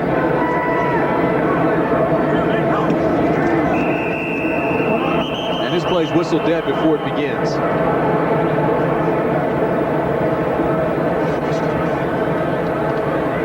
Buffalo coming back against the Saints. Washington's come back against San Diego. No foul. We're picking up the flag. It'll be second down. Oh, Red just wanted to get a little airtime. That's the second time today they dropped the flag for no apparent reason. I think it's an exercise that the officials go through. Everybody's got to throw a flag once or twice during the game. Hassan Jones comes back in for the Vikings. Leo Lewis comes out. Novoselsky comes in at tight end, bringing in a flood. And Herschel will come out. Second down and 1. This is a nice opportunity for the Vikings to really stretch the defense a little bit and go up top. You got an automatic first down here with less than a yard to go in second down. So now you want to go downfield a little bit. Benny has the first down and then some to the 47-yard line. Have some fun, guys. Throw the ball deep. Bruce on the tackle. That's a Viking first down.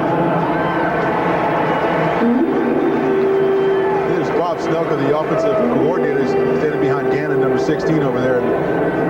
Bob's been, he's taking a little heat this year for his conservative calling of plays, but when you look at what he's been able to do with some of the tools that he's got, you would think that the Vikings would put more points on the board than they do.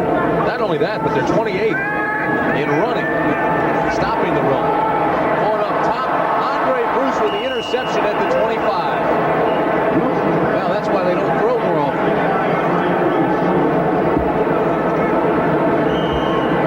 Andre Bruce, the 6'5", 245-pounder, the second-year player out of Auburn, makes the interception. 9:05 remaining third period. It's 2017 Minnesota, but Atlanta has the football.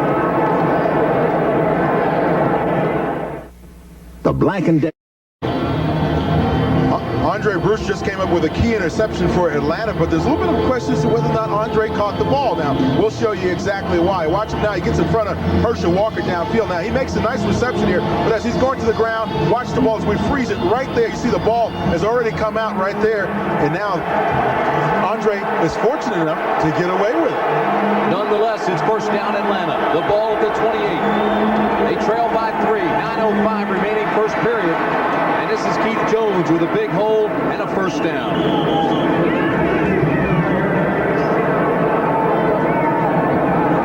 Gain of 12. Tackle made by Carl Lee. Midway through the third period at the Metrodome, Tim Brandt on with Dan Jiggins.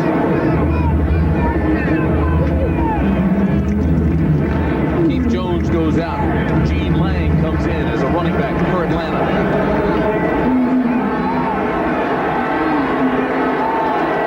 Last time Atlanta had the ball, they went 65 yards in 4 plays. See Miller checking off, getting into his audibles.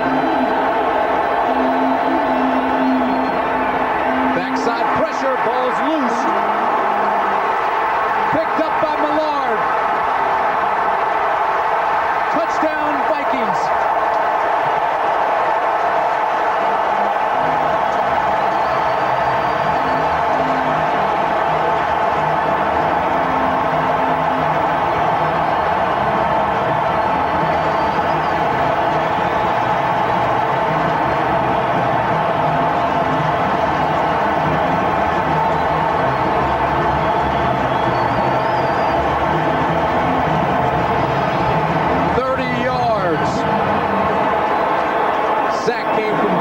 Millard got the fumble and scored.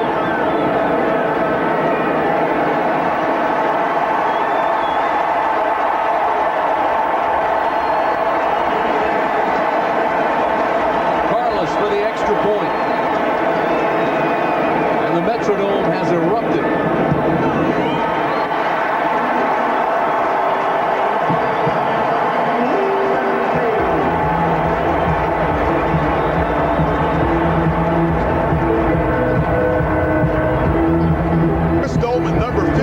Right down here at the bottom of your screen. Hard outside rush. Hits the quarterback, Miller. Miller never sees him. It's his blind side. Dolman gets the sack. He now moves up from the league in terms of sacks. And now you're going to see Millard pick the ball up here. You see Ken trying to catch it. He gave up the sack. Now he's going to try to get the football. But I tell you what, Millard looks really good going to the end zone. And, you know, I thought he had a hurt shoulder, but when he got up, he had a real nice spike as well. So that shoulder must be okay. He got the perfect bounce. He looked like a shortstop picking that one up. And the Vikings extend the lead to 10. As you look at the sack leaders in the National Football League, there are Millard and Dolman right up there at the top, along with Tim Harris of Green Bay. Now Millard is still going to fight for that half a sack that he got with Dolman earlier. Sure. He's going to negotiate that one, I'm sure, after the ball game.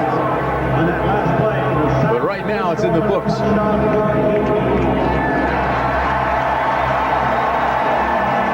minutes, 6 seconds remain, third period. Carlos gets a high, short kick. And it's taken by Patera, who fights his way to the 25-yard line, and that's where the Falcons offense will take over again. Well, you know what the Vikings are really saying when they kick that ball short like that is that they feel that their defense is so strong that they can give you the ball, and really what turns out to be pretty good field position. Every time they kick off, they feel their defense can stop you. They're that good. That's how much confidence they have in that defense. Otherwise, they'd be kicking the ball off deep to Dion and trying to stop him up short.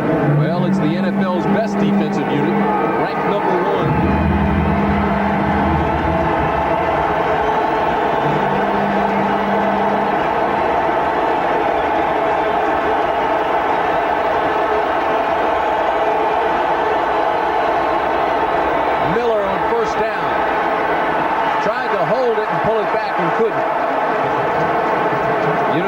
Was his 12th of the year.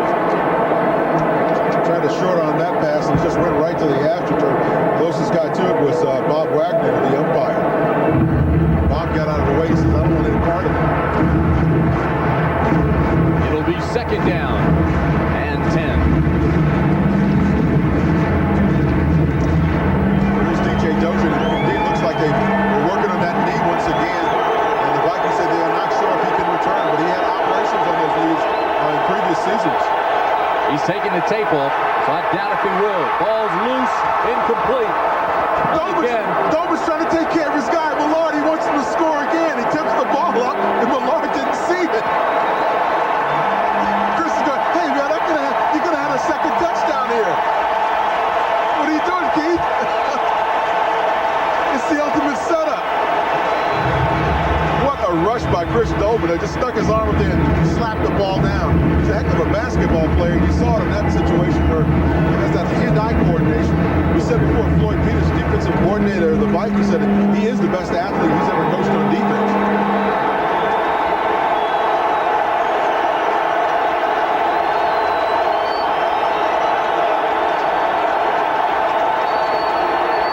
They need 10. Lang out to the 34-yard line will be short of the first down. There is a flag. Tackle made by Mike Merriweather. And Houston Hoover, I believe it is, down there is trying to negotiate with the officials to get him to change that decision. Holding, number 69 on the offense, still third down. First penalty against Atlanta this afternoon. Houston Hoover, offensive tackle for the Atlanta Falcons, has been doing a pretty good job over there. Now Noga keeping him pretty quiet. Now look on the left of your screen, you see Houston Hoover, number 69, the offensive right tackle. He's working against 99 Noga. Now Noga does a little bull rush in there. Houston Hoover takes him down to the ground. Now you're going to get that holding call on that play. That's not really a holding call. What happens is that defensive lineman puts his head down and starts heading to the ground. What you have to do as a tackle is bump him and then pull your hands back. If you lay your hands on him, you're going to get the penalty.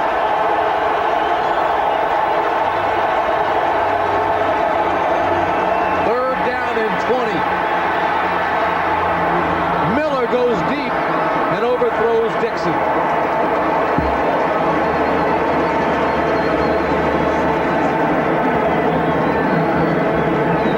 Atlanta will have to punt.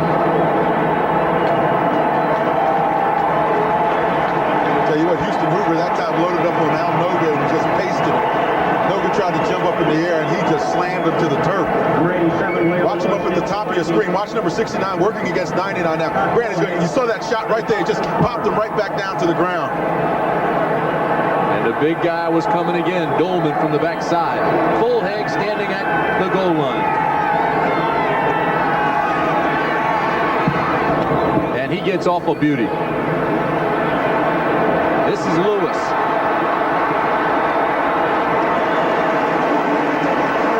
Into Atlanta territory at the 47-yard line, and so the Vikings will have great field position. 47-yard punt, 10-yard return, and the tackle was made by Heller.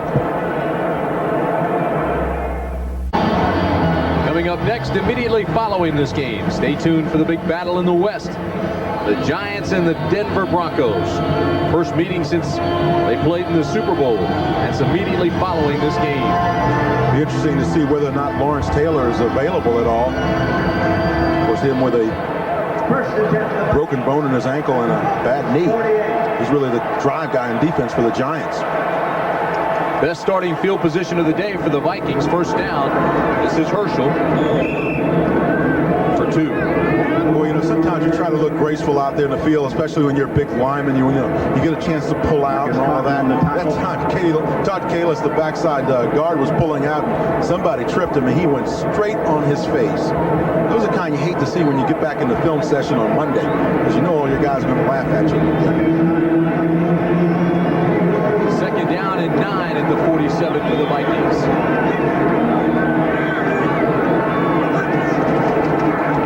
Backside pressure by Bruce.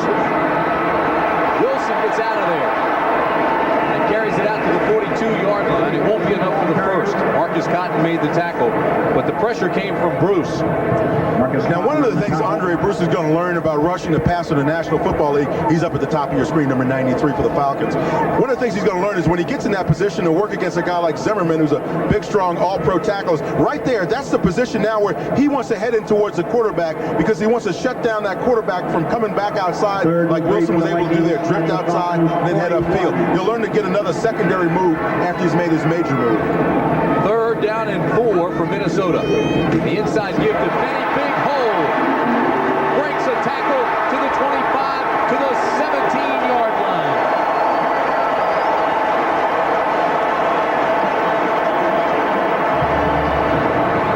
Rick Penny. A gain of 25, finally taken down by Charles Demery and Tim Green. Oh, but credit his offensive guard, Randall McDaniel, number 64 there. Watch him pulling. He gets a great block on Andre Bruce coming in. You see, Andre knows he's going to get trapped. He comes in, lowers that shoulder. What a block there, though, by McDaniel. Now, Penny, tough runner out there when he gets in that second. Runs over Demery. Now, who else is going to run? Oh, Green. Okay, I'll take you about 3 or 4 yards, too. Then I have some fun down there later on with Robert Moore. But that was the guy that sprung him. At the 16. Herschel.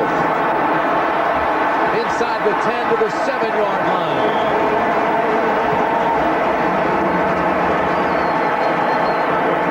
Gordon with the tackle. Nice little play here. Wade Wilson fake pumps down in, turns back around. Little stature there. You see Herschel rolling back around, hands it back off to Herschel. Good blocking up front. Key guy there is Irwin on his block. Maintains it and allows Herschel to tuck around that corner. Falcons need a big play here.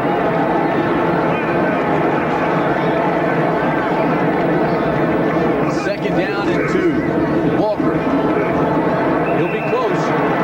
Walker, the ball carrier.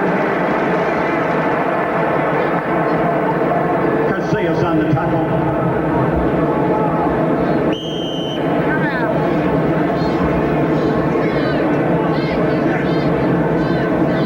On the chains.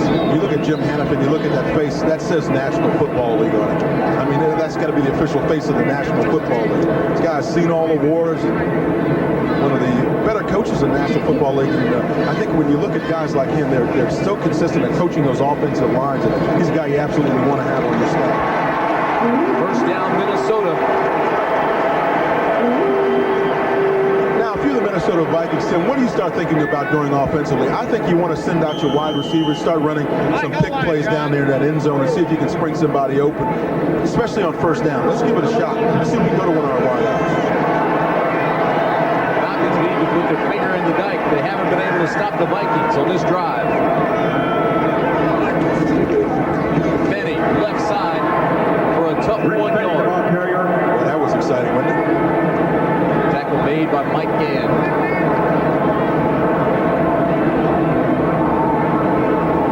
It'll be second and goal from the 4. Rick Finney, 83 yards rushing on the day. That's his best ever in the National Football League. You figure a guy's been around a while, he might have more than that in one ball game. Finney's one of those tough guys, as we told you before. They said, a 3-yard run is great running. It's usually a tough yardage situation.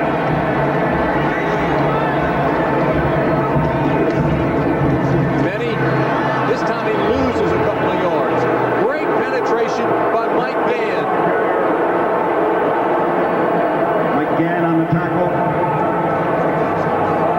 Mike Gann was one of those guys that said, we have nothing to lose in this game. Now watch 76. Gann, you can see him spring out from inside, run a little twist up there in the front of that defensive line for the Falcons. And Gann comes in and makes a nice stop on Finney. He referred back to Jim Hannafin's speech last week and said that was a real key and motivating factor for him and the rest of that defense. Hannafin really got him pumped up, got the fire stoked up, and they played well against San Francisco. They haven't played too badly today either. Third and goal. Lewis and Carter to the bottom of the screen. Pressure comes to the backside from Wilson. And Marcus Cotton takes him down. Yeah, real exciting offense by the Vikings. You 2 plunges and now you try to throw it third down. That's the thing that I think that the Vikings have to do to make an adjustment, become a better football team, is be creative down here. Now the pressure, Marcus Cotton, you see right in the middle of your screen, 51, rushing against Tim Irwin, comes all the way around that backside and chases down Wade Wilson. Of course, everybody that's watching the ball game knew that the Vikings had to pass in that situation. So Carlos comes on after the third sack on Wilson, and it'll be a 26-yard attempt for Carlos. The holder is Bucky Scribner, and the center is Chris Foote. The field goal is good from 26 yards, and the Vikings extend their lead 30-17.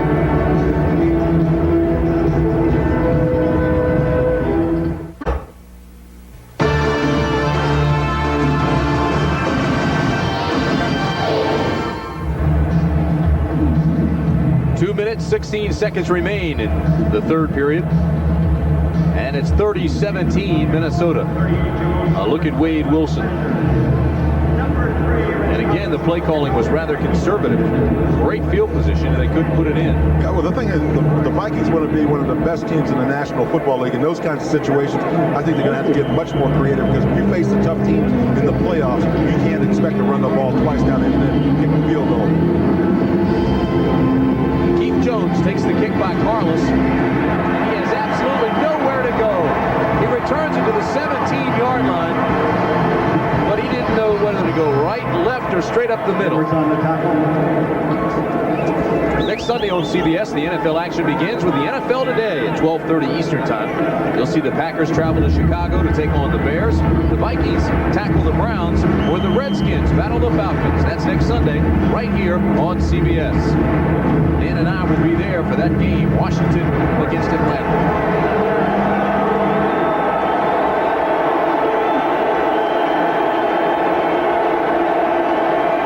First down at the 17. Settle gets about 3. Atlanta 0-7 on the road this year, and the Falcons are trying to avoid their first winless road record since 1967. Tackle was made by Mike Merriweather. Time the Vikings defense came up in what looked like a Bear 46, you know, when you line that safety up outside along with the linebacker, and really when you look at what the Falcons did, they ran right into the teeth of that defense. And as a result, they only gained about 2 yards. Haynes and Collins come to the bottom of the screen. It's second down and 8. The ball at the 19. Again, there's backside pressure. Again, the ball's loose. Touchdown, Vikings.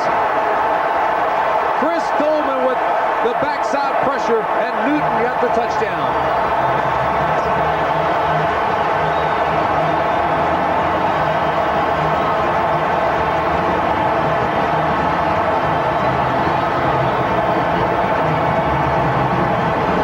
Chris Dolan again working against Mike Kent, 78.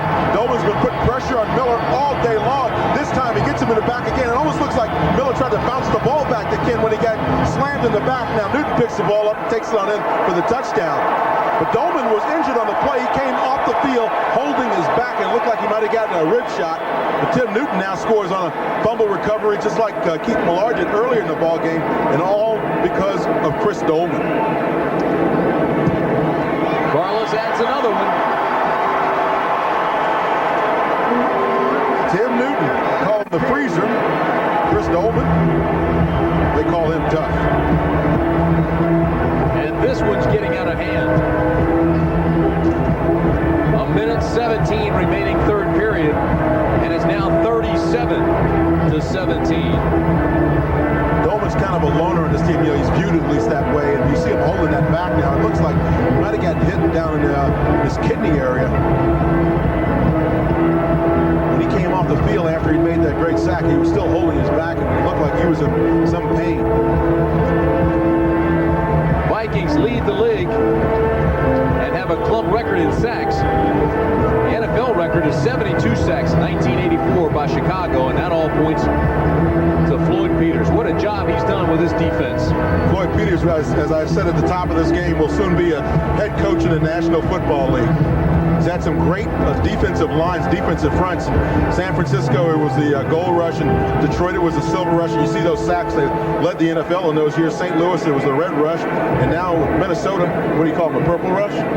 Anything you want to. They're big, and strong, and fast. Will he be a head coach? I think somebody's got to look at it. They're looking for coaches that understand how to dominate one side of the ball and really control the defense, and he's the guy. Carlos has a high kick, and it goes out of bounds at the 20-yard line. The Vikings are wondering if the ball indeed went out of bounds. I thought that Carlos got a little body English on the thing and bounced it back. It was close, but it hit on the line. And so they throw the flag. I thought they outlawed square grooves. Isn't that what you use, a square groove close to get it to bounce back? 58,116. 58,000. You know, Dolman's been responsible for all 3 Minnesota sacks that led to touchdowns. Chris Dolman is clearly one of the best defensive linemen in the National Football League. And I think when you look at his attitude, he said there's no question about it. He's going to try the free agency market now. He says because he hasn't gotten paid like he thinks he should up here in Minnesota. So free agency for him is a given. He's going to test the market. I'm sure there's going to be a lot of people interested. Well, the Falcons have to scramble now. This is Gene Lang off the right side. And that's not the kind of plays that are going to get them on the scoreboard quickly. No, but it's the kind that keeps your quarterback in the game. Every time they drop back to pass now, it seems like Chris Dolman is on Chris Miller like a cheap suit. Lang, 5'10", 210-pounder. Goes out of the ball game, and Keith Jones comes back in for the Falcons. It'll be second down, and call it 6. You see the time remaining in the third period.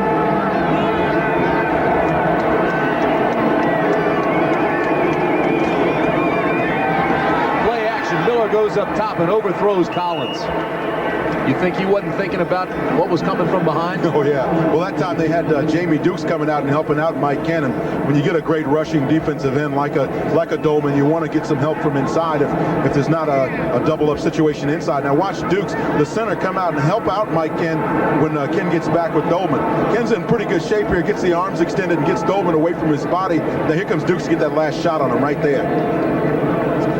The defense has given up fewer points than any team in the NFC, averaging under 17 points a game, and that's exactly where Atlanta is right now. It's 37-17. Third down and 6. Dixon's in a whole lot of trouble. And again, it's Chris Dolman.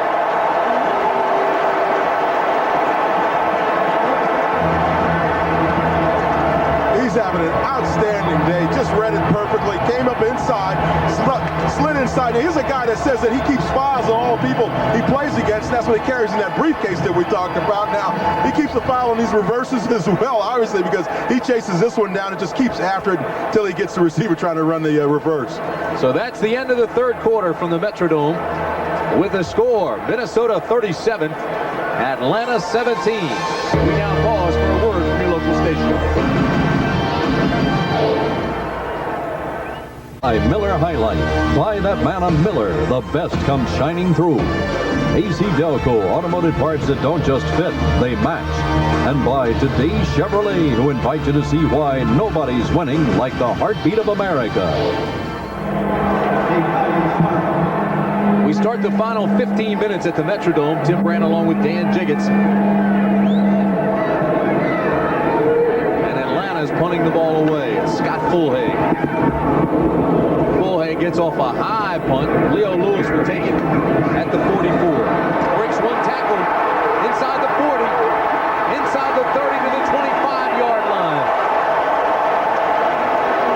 Leo Lewis finally tackled by Michael Reed. A 32-yard return. He's like trying to catch a gnat in a snowstorm. Watch him here now as he makes the punt reception. You see a couple people have some shots at him, but he is extremely elusive as a kick return, and now he gets upfield. He's going to get caught from behind by Michael Reed now. You think the Vikings aren't going to talk bad about him on Monday? You get that linebacker catching you, a wide receiver.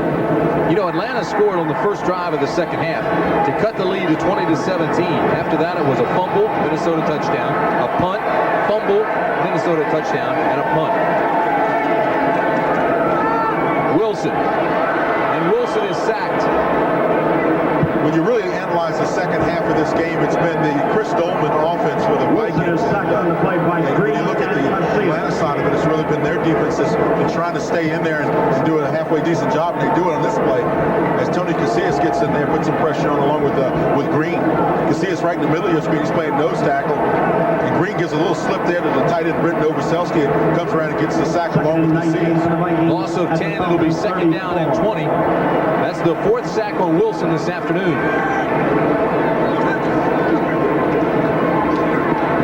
Wilson drills this one across the middle, and it's complete to Jordan. Inside the 10 to the 8-yard line. Let me see him out there for Jordan, tight end. Catch him in zone, run the seams, let your tight end slip up in there. Watch the linebackers as they get back in their drops. Now you see them dropping back, heading to their zones, but hey, the tight end has already beat you now. Little play action in there really freezes those linebackers up inside. Jordan's third catch of the afternoon, 25-yard gain. It'll be first down and goal at the 9, Vikings.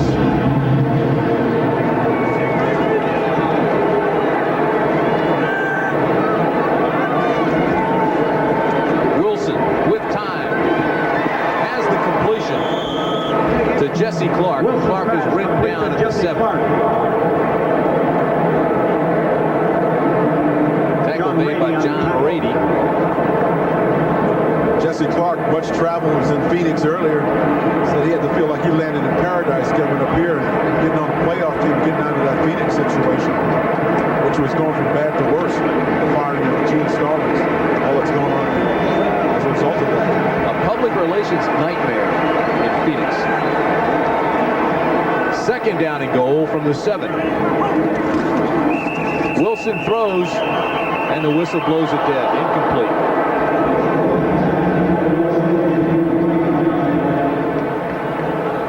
False start, the right guard, 5 yards, still second down. When Minnesota's gotten down deep today, they've really struggled. Well, you know, they've hurt themselves all day long with penalties, and that's one thing that as you look at the tail end of the season, going into the tail end of the season, you don't want to be making those kinds of mistakes, because if you get in a playoff scenario, you have to play error-free football. Talked about Jim Hanifin's face. Yeah, Jerry Burns, he's another one of those NFL official faces. A lot of lines and grooves in there. It's a whole lot of offense and defense. It's the other side of the coin. Take your pick. 6th penalty for the Vikings. Second and goal from the 12. Wilson steps up in the pocket, drills it, incomplete. It was intended for Jordan, but there was good coverage on the play by John Rady. Yeah, he didn't complete the pass, but I like what they're trying to do. At least they're trying to throw the ball in there and be aggressive offensively. I think they have to find out some things about themselves and who can they rely on when they get down in there in that tough territory and want to get the ball into the end zone. Wade Wilson's got to get back in the groove, get his timing back, making a serious attempt at doing it today. Minnesota wants a timeout. 12:22 remaining in the ball game. It's Minnesota big.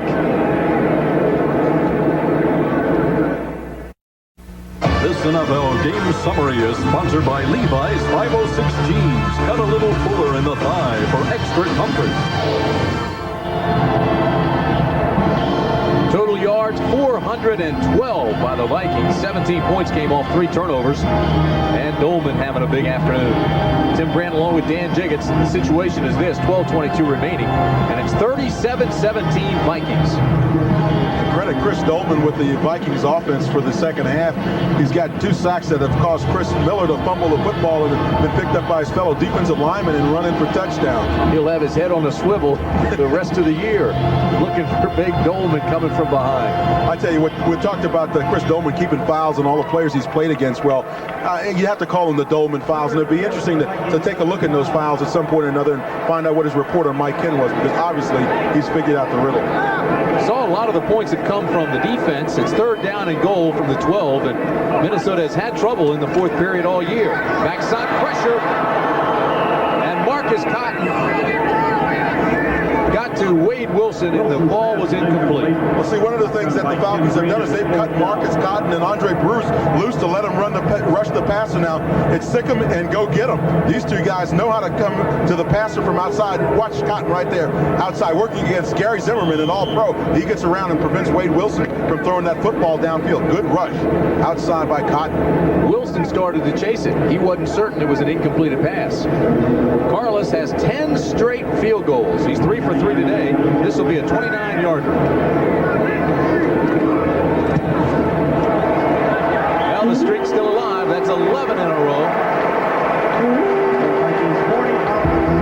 And Carlos hits from 29 out to extend the Minnesota lead to 40-17. Turn out the lights. Yeah, this one, you can stick a fork in them. They're done.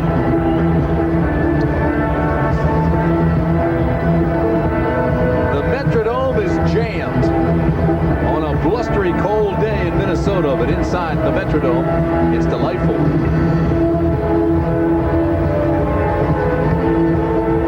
The Atlanta Falcons have been trying to regroup today and kind of get themselves back in the groove. They certainly were last week against the San Francisco 49ers, but today the Vikings really got out of the half and kind of took it to them. And really, if you look at the focal point of all of it, it was the play of their defense, of the Vikings defense, that really caused the Falcons to get blown out of this game in the second half.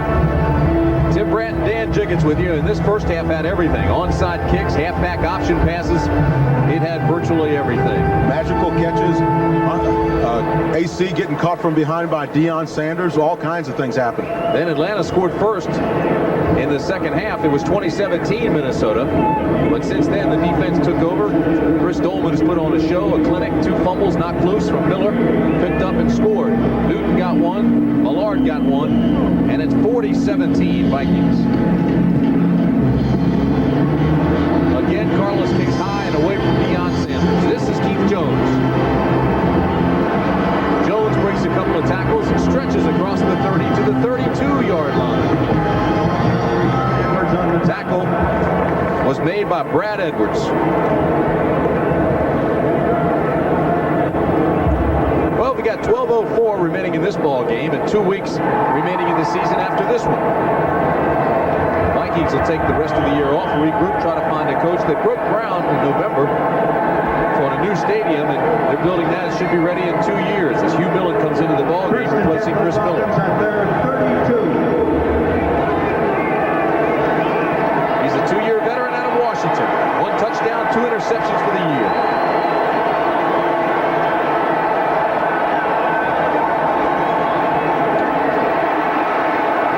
And it's intercepted. Correction, that is Chris Miller. What happened was Millard came in and made a nice rush and forced Chris Miller to unload the football. And Mike Merriweather has an interception. He's one of those big money guys that we talked about at the top of the show. He's one of those guys that has to make the plays, and he has this interception right in his hands. Look at Millard and Dolman coming around it. You think that isn't scary? Oh, boy, Chris Miller got a body slam there. And now Merriweather, 57, comes up, and this ball is really, it hits off the head of Clark. Now it bounces up. Merriweather has it. It just simply drops it. It'll bring up 2nd down and 10. The ball at the 32.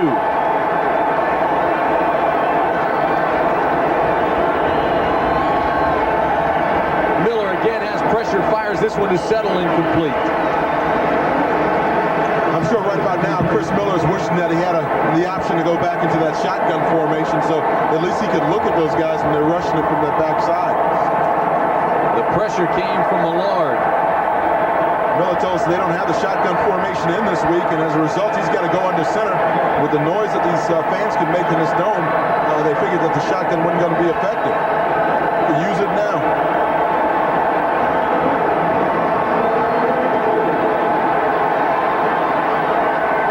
Miller has missed his last 6 passes.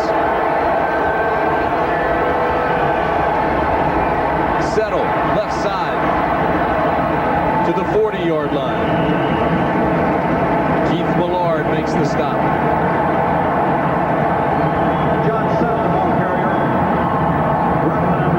We talked to Keith Millard yesterday at practice. We thought that he was in real tough shape because he got treatment. He was kind of like an old injured bear, you know, when you see when they got a paw that's hurt or something, just rumbling and growling, and all of a sudden he comes out today and he is on fire along with Chris Dolan. Full Haig will be punting to Leo Lewis.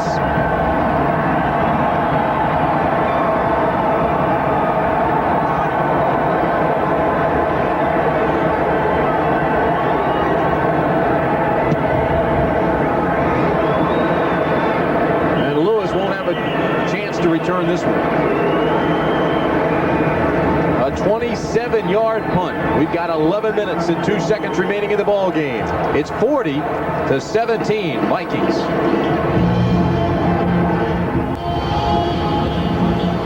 This is the way it looks in the NFC East. Philadelphia on top, tied with the Giants at 9-4. Washington at 7-6. Philadelphia has beaten the Giants both times this year that they've met. Right now they're beating the Dallas Cowboys 20-10 in Philadelphia. Of course, they have beaten Dallas previously in the Bounty Bowl 1.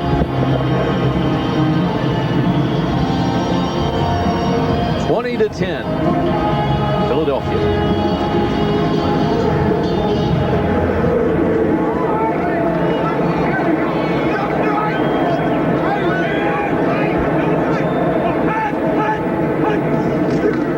On first down, the Vikings go straight ahead. Fenny has nowhere to run. Tackle made by Jesse Tuggle.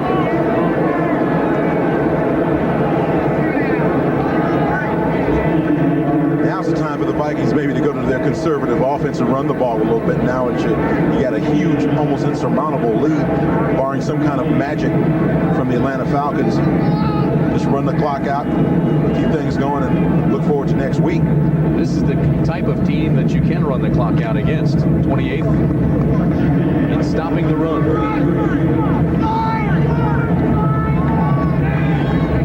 Second down and 10, Vikes.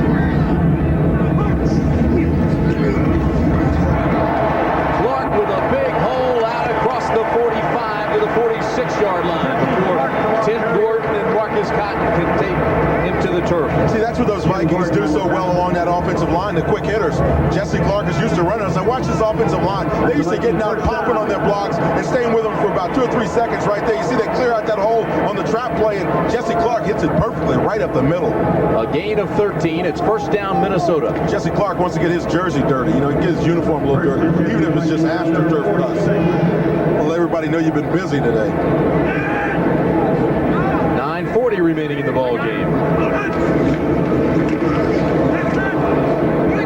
Great penetration that time by the Atlanta Falcons. But you saw how Clark finished off that run. He finished it off by rolling down on that AstroTurf. So you got to get that green stuff on you a little bit.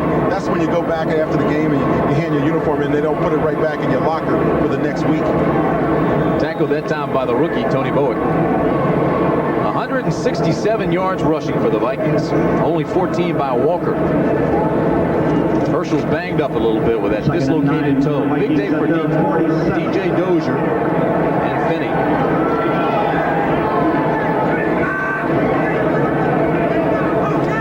Second down and 9. This is Finney. To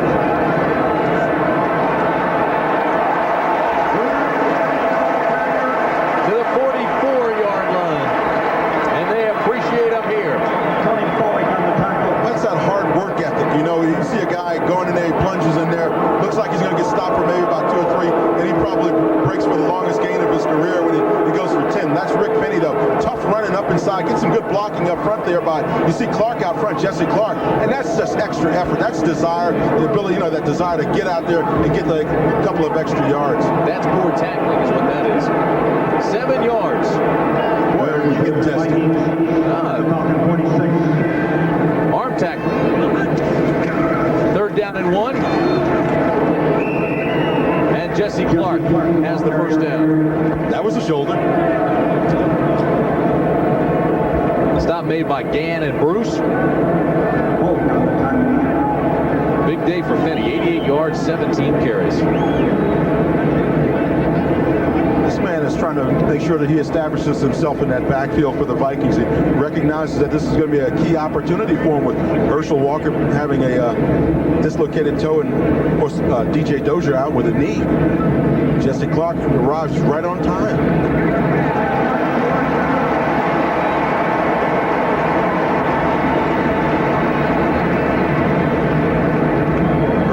Sideline, place he's not totally familiar with. Probably has nowhere to stand over there. What did he start yesterday? They had a press conference. He's got his own clothesline now. Herschel Walker clothing. The legend continues.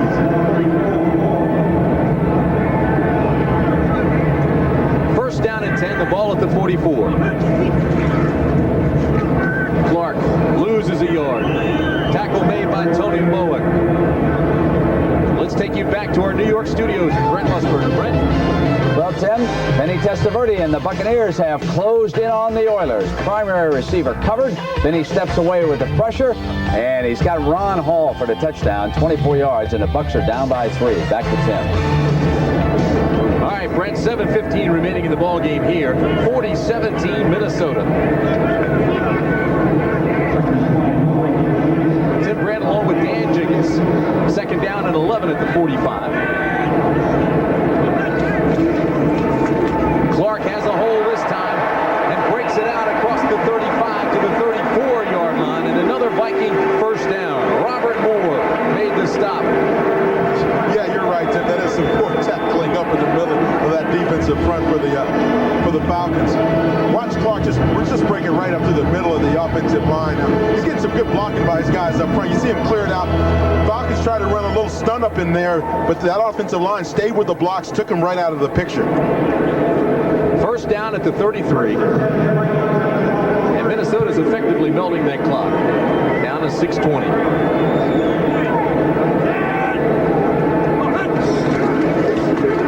Clark again. To the 30. This is called a mercy drive. See, when you get in, you're blowing somebody out late in the game, and you don't want to make it look real bad. You run the ball and drain the clock, have a little mercy on the other guys. Thought you were going to tell me you sit back in admiration of the guy who's running so well and just say, mercy. Second down and 7 at the 30. Second and 7 for the Vikings and the Falcons. Can't tell which one's winning. That's right, who's ahead?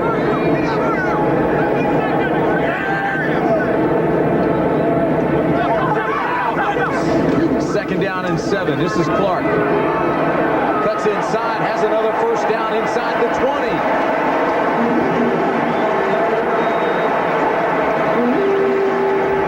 For so many years, Jerry Burns was an offensive coordinator, and I think he has a special feeling for the running game because for so many years Minnesota did that successfully. As a matter of fact, when you look at what Burns has done, he's coached at a lot of different places and been to a lot of different, made a lot of different stops along the way. Started out at the University of Hawaii, believe it or not. It's not bad, and starting in Hawaii and ended up at Minnesota.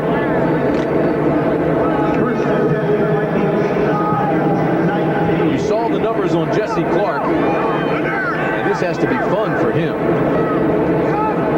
The Vikings now over 200 yards rushing. Here he is again. Inside the 10 to the 5-yard line. Deion Sanders finally made the tackle, but this drive has been Jesse Clark, and Jesse Clark. Jesse Clark looks like new money. He pulls around the corner here. He never saw holes like this when he's playing with the Cardinals down here. Look at him. Gets out around that corner. Now watch him try to punish a couple of defensive backs.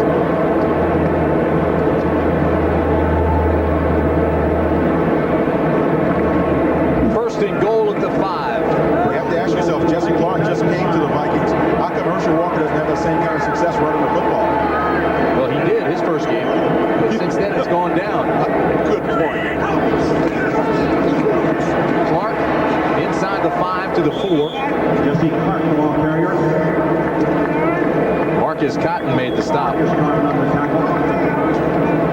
Wade Wilson is the Travelers NFL Man of the Year nominee for the Minnesota Vikings. A $1,000 contribution in Wade's name is being made by Mike Gann slow getting up. Diving Association.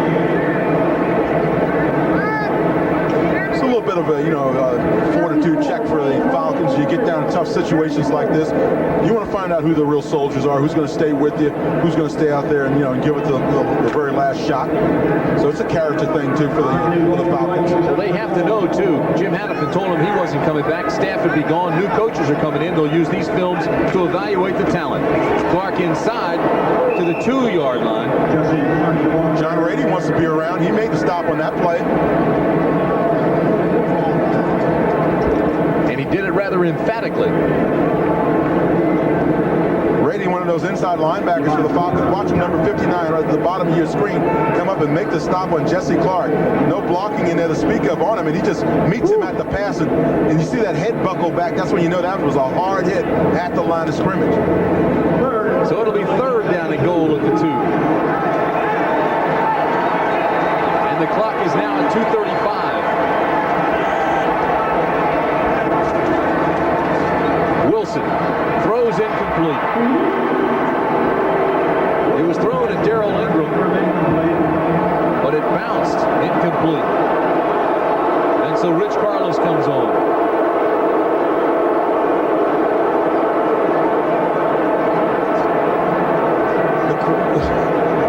The crowd's booing here at the Metrodome because they wanted to see the Vikings score a touchdown and really post some great numbers for this game. But it's the Vikings head coach and offensive coordinator saying, look, let's just go and kick the field goal and make it 43. Carlos is hit from 21, 39, 26, and 29, and this will be from 19. So he's got 5 field goals on the day. Rich Carlos, 43-17.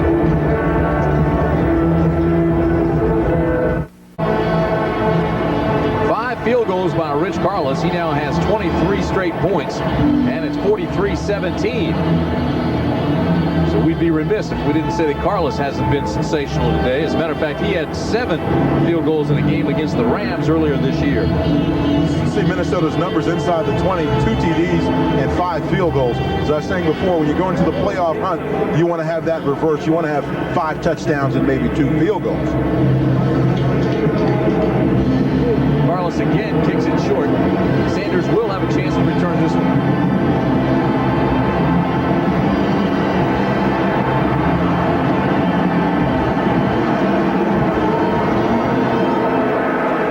So Dion goes out of bounds, stops the clock at 2:14. It's a 99-yard horizontal return. And it nets 9 total. Next Saturday, CBS Sports action begins with the NFL football as the Cowboys visit the Giants at the Meadowlands. It all begins with NFL Today at a special time, 12 noon Eastern. Then the road to the Final Four begins as the season premiere of NCAA basketball gets underway on CBS. The Paul Blue Demons travel to Chapel Hill to take on the North Carolina Tar Heels live at 3:45 Eastern time. That's all next Saturday, right here on CBS. Hugh Millen now the quarterback. Straight ahead they go to Keith Jones. Jones gets a couple. And that will take us to the 2-minute warning.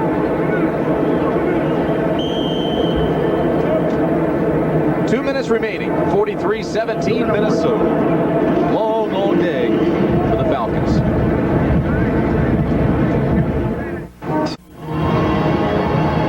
Tonight on CBS, 60 Minutes goes past the barbed wire and the guard dogs to visit a place none of us ever imagined we'd see. A Russian labor camp for political prisoners. 60 Minutes tonight on CBS. Then it's Murder, She Wrote, starring Angela Lansbury. That's followed by the CBS Sunday movie, Money, Power, Murder, starring Kevin Dobson. That's all tonight here on CBS.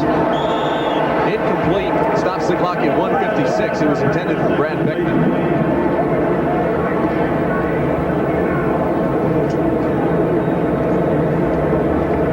Kansas City still leading Green Bay, 21-3.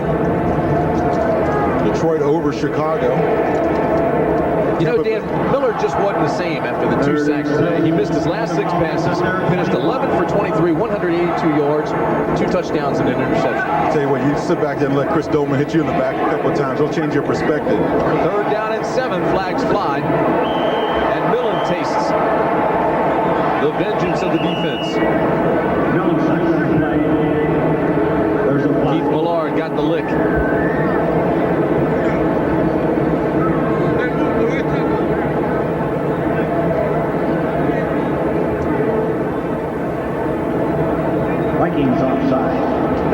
Russian's even tired of talking. Here he goes. Offside. Defense, still third down. Hey. Red Catcher said it was somebody, I think it might have been Keith Millard. You see, he jumps off, he gets a little bit of a quick start there, and he just kind of finish it off by hitting the quarterback, Hugh Miller. He says, hey, if I get back there, I'm going to hit you. He thought he was a mirage. He said, wait a minute, I wasn't offsides. No, that was just quick off the ball. 3rd down and 2 at the 30. That injury's made a meaner. Millen throws, has the completion to Jones. Jones to the 43-yard line. Millen's pass. I tell you one thing, though, it's interesting to watch a guy like a Millard, late in the game like this when really the whole situation is well at hand. And you see him going just as hard at the end of the ball game as he did on the first play of the game. That's a true professional. That's the first down for Atlanta since early in the 3rd period. Look at those eyes on Keith Millard. This guy is serious about what he's doing out there. If you're going to go out there to block him, you better bring a lunch bucket and get ready for a whole day's work because he's going to make you go after it. That's some combination on that right side with Millard and Dolman. Look at this. He just come in droves. This time it's Noga. I think that might be 10.5 sacks on the year for him. Will they be able to keep this defense together? Boy, I tell you what, they're going to have to try, and one of the things that's really going to be difficult for them is to sign Chris Dolman. He told us before, he said free agency is already a consideration. He's going to try the free agent market, so Minnesota's going to have to come up with the dollars to keep him here. 5th sack for the Vikings today. They now have 63 for the year, so they get closer to that record of 72.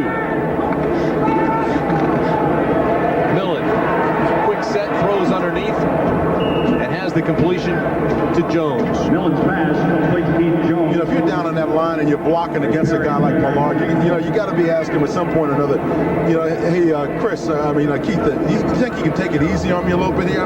Come on, calm down a little bit. I don't think he hears him though. Coordinating producer of the NFL on CBS, Charles H. Milton III. Today's game produced by Richard Zions. Today's game directed by Mike Arnold. And the executive producer of CBS Sports is Ted Shaker. 3rd down and 11. Millen drills it to the right side and has it complete to Haynes. And that stops the clock with 5 seconds.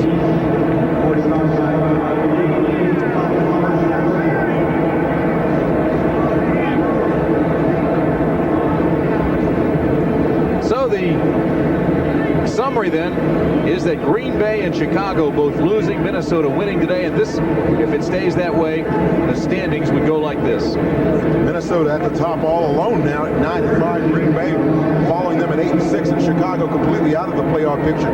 If they indeed do lose today, they'd be 6-8. Millen buys time, throws underneath, has the completion, and that'll do it. Patera's down at the 32. The game ends.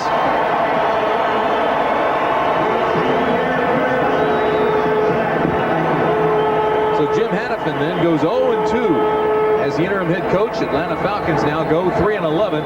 Minnesota moves to 9-5. So for Dan Jiggins, I'm Tim Brandt saying so long from the Metrodome in Minneapolis, Minnesota. With a final score once again, Minnesota 43, Atlanta 17. Stay tuned for the second game of our doubleheader. The Giants travel to Denver to take on the Broncos. You've been watching CBS Sports coverage of the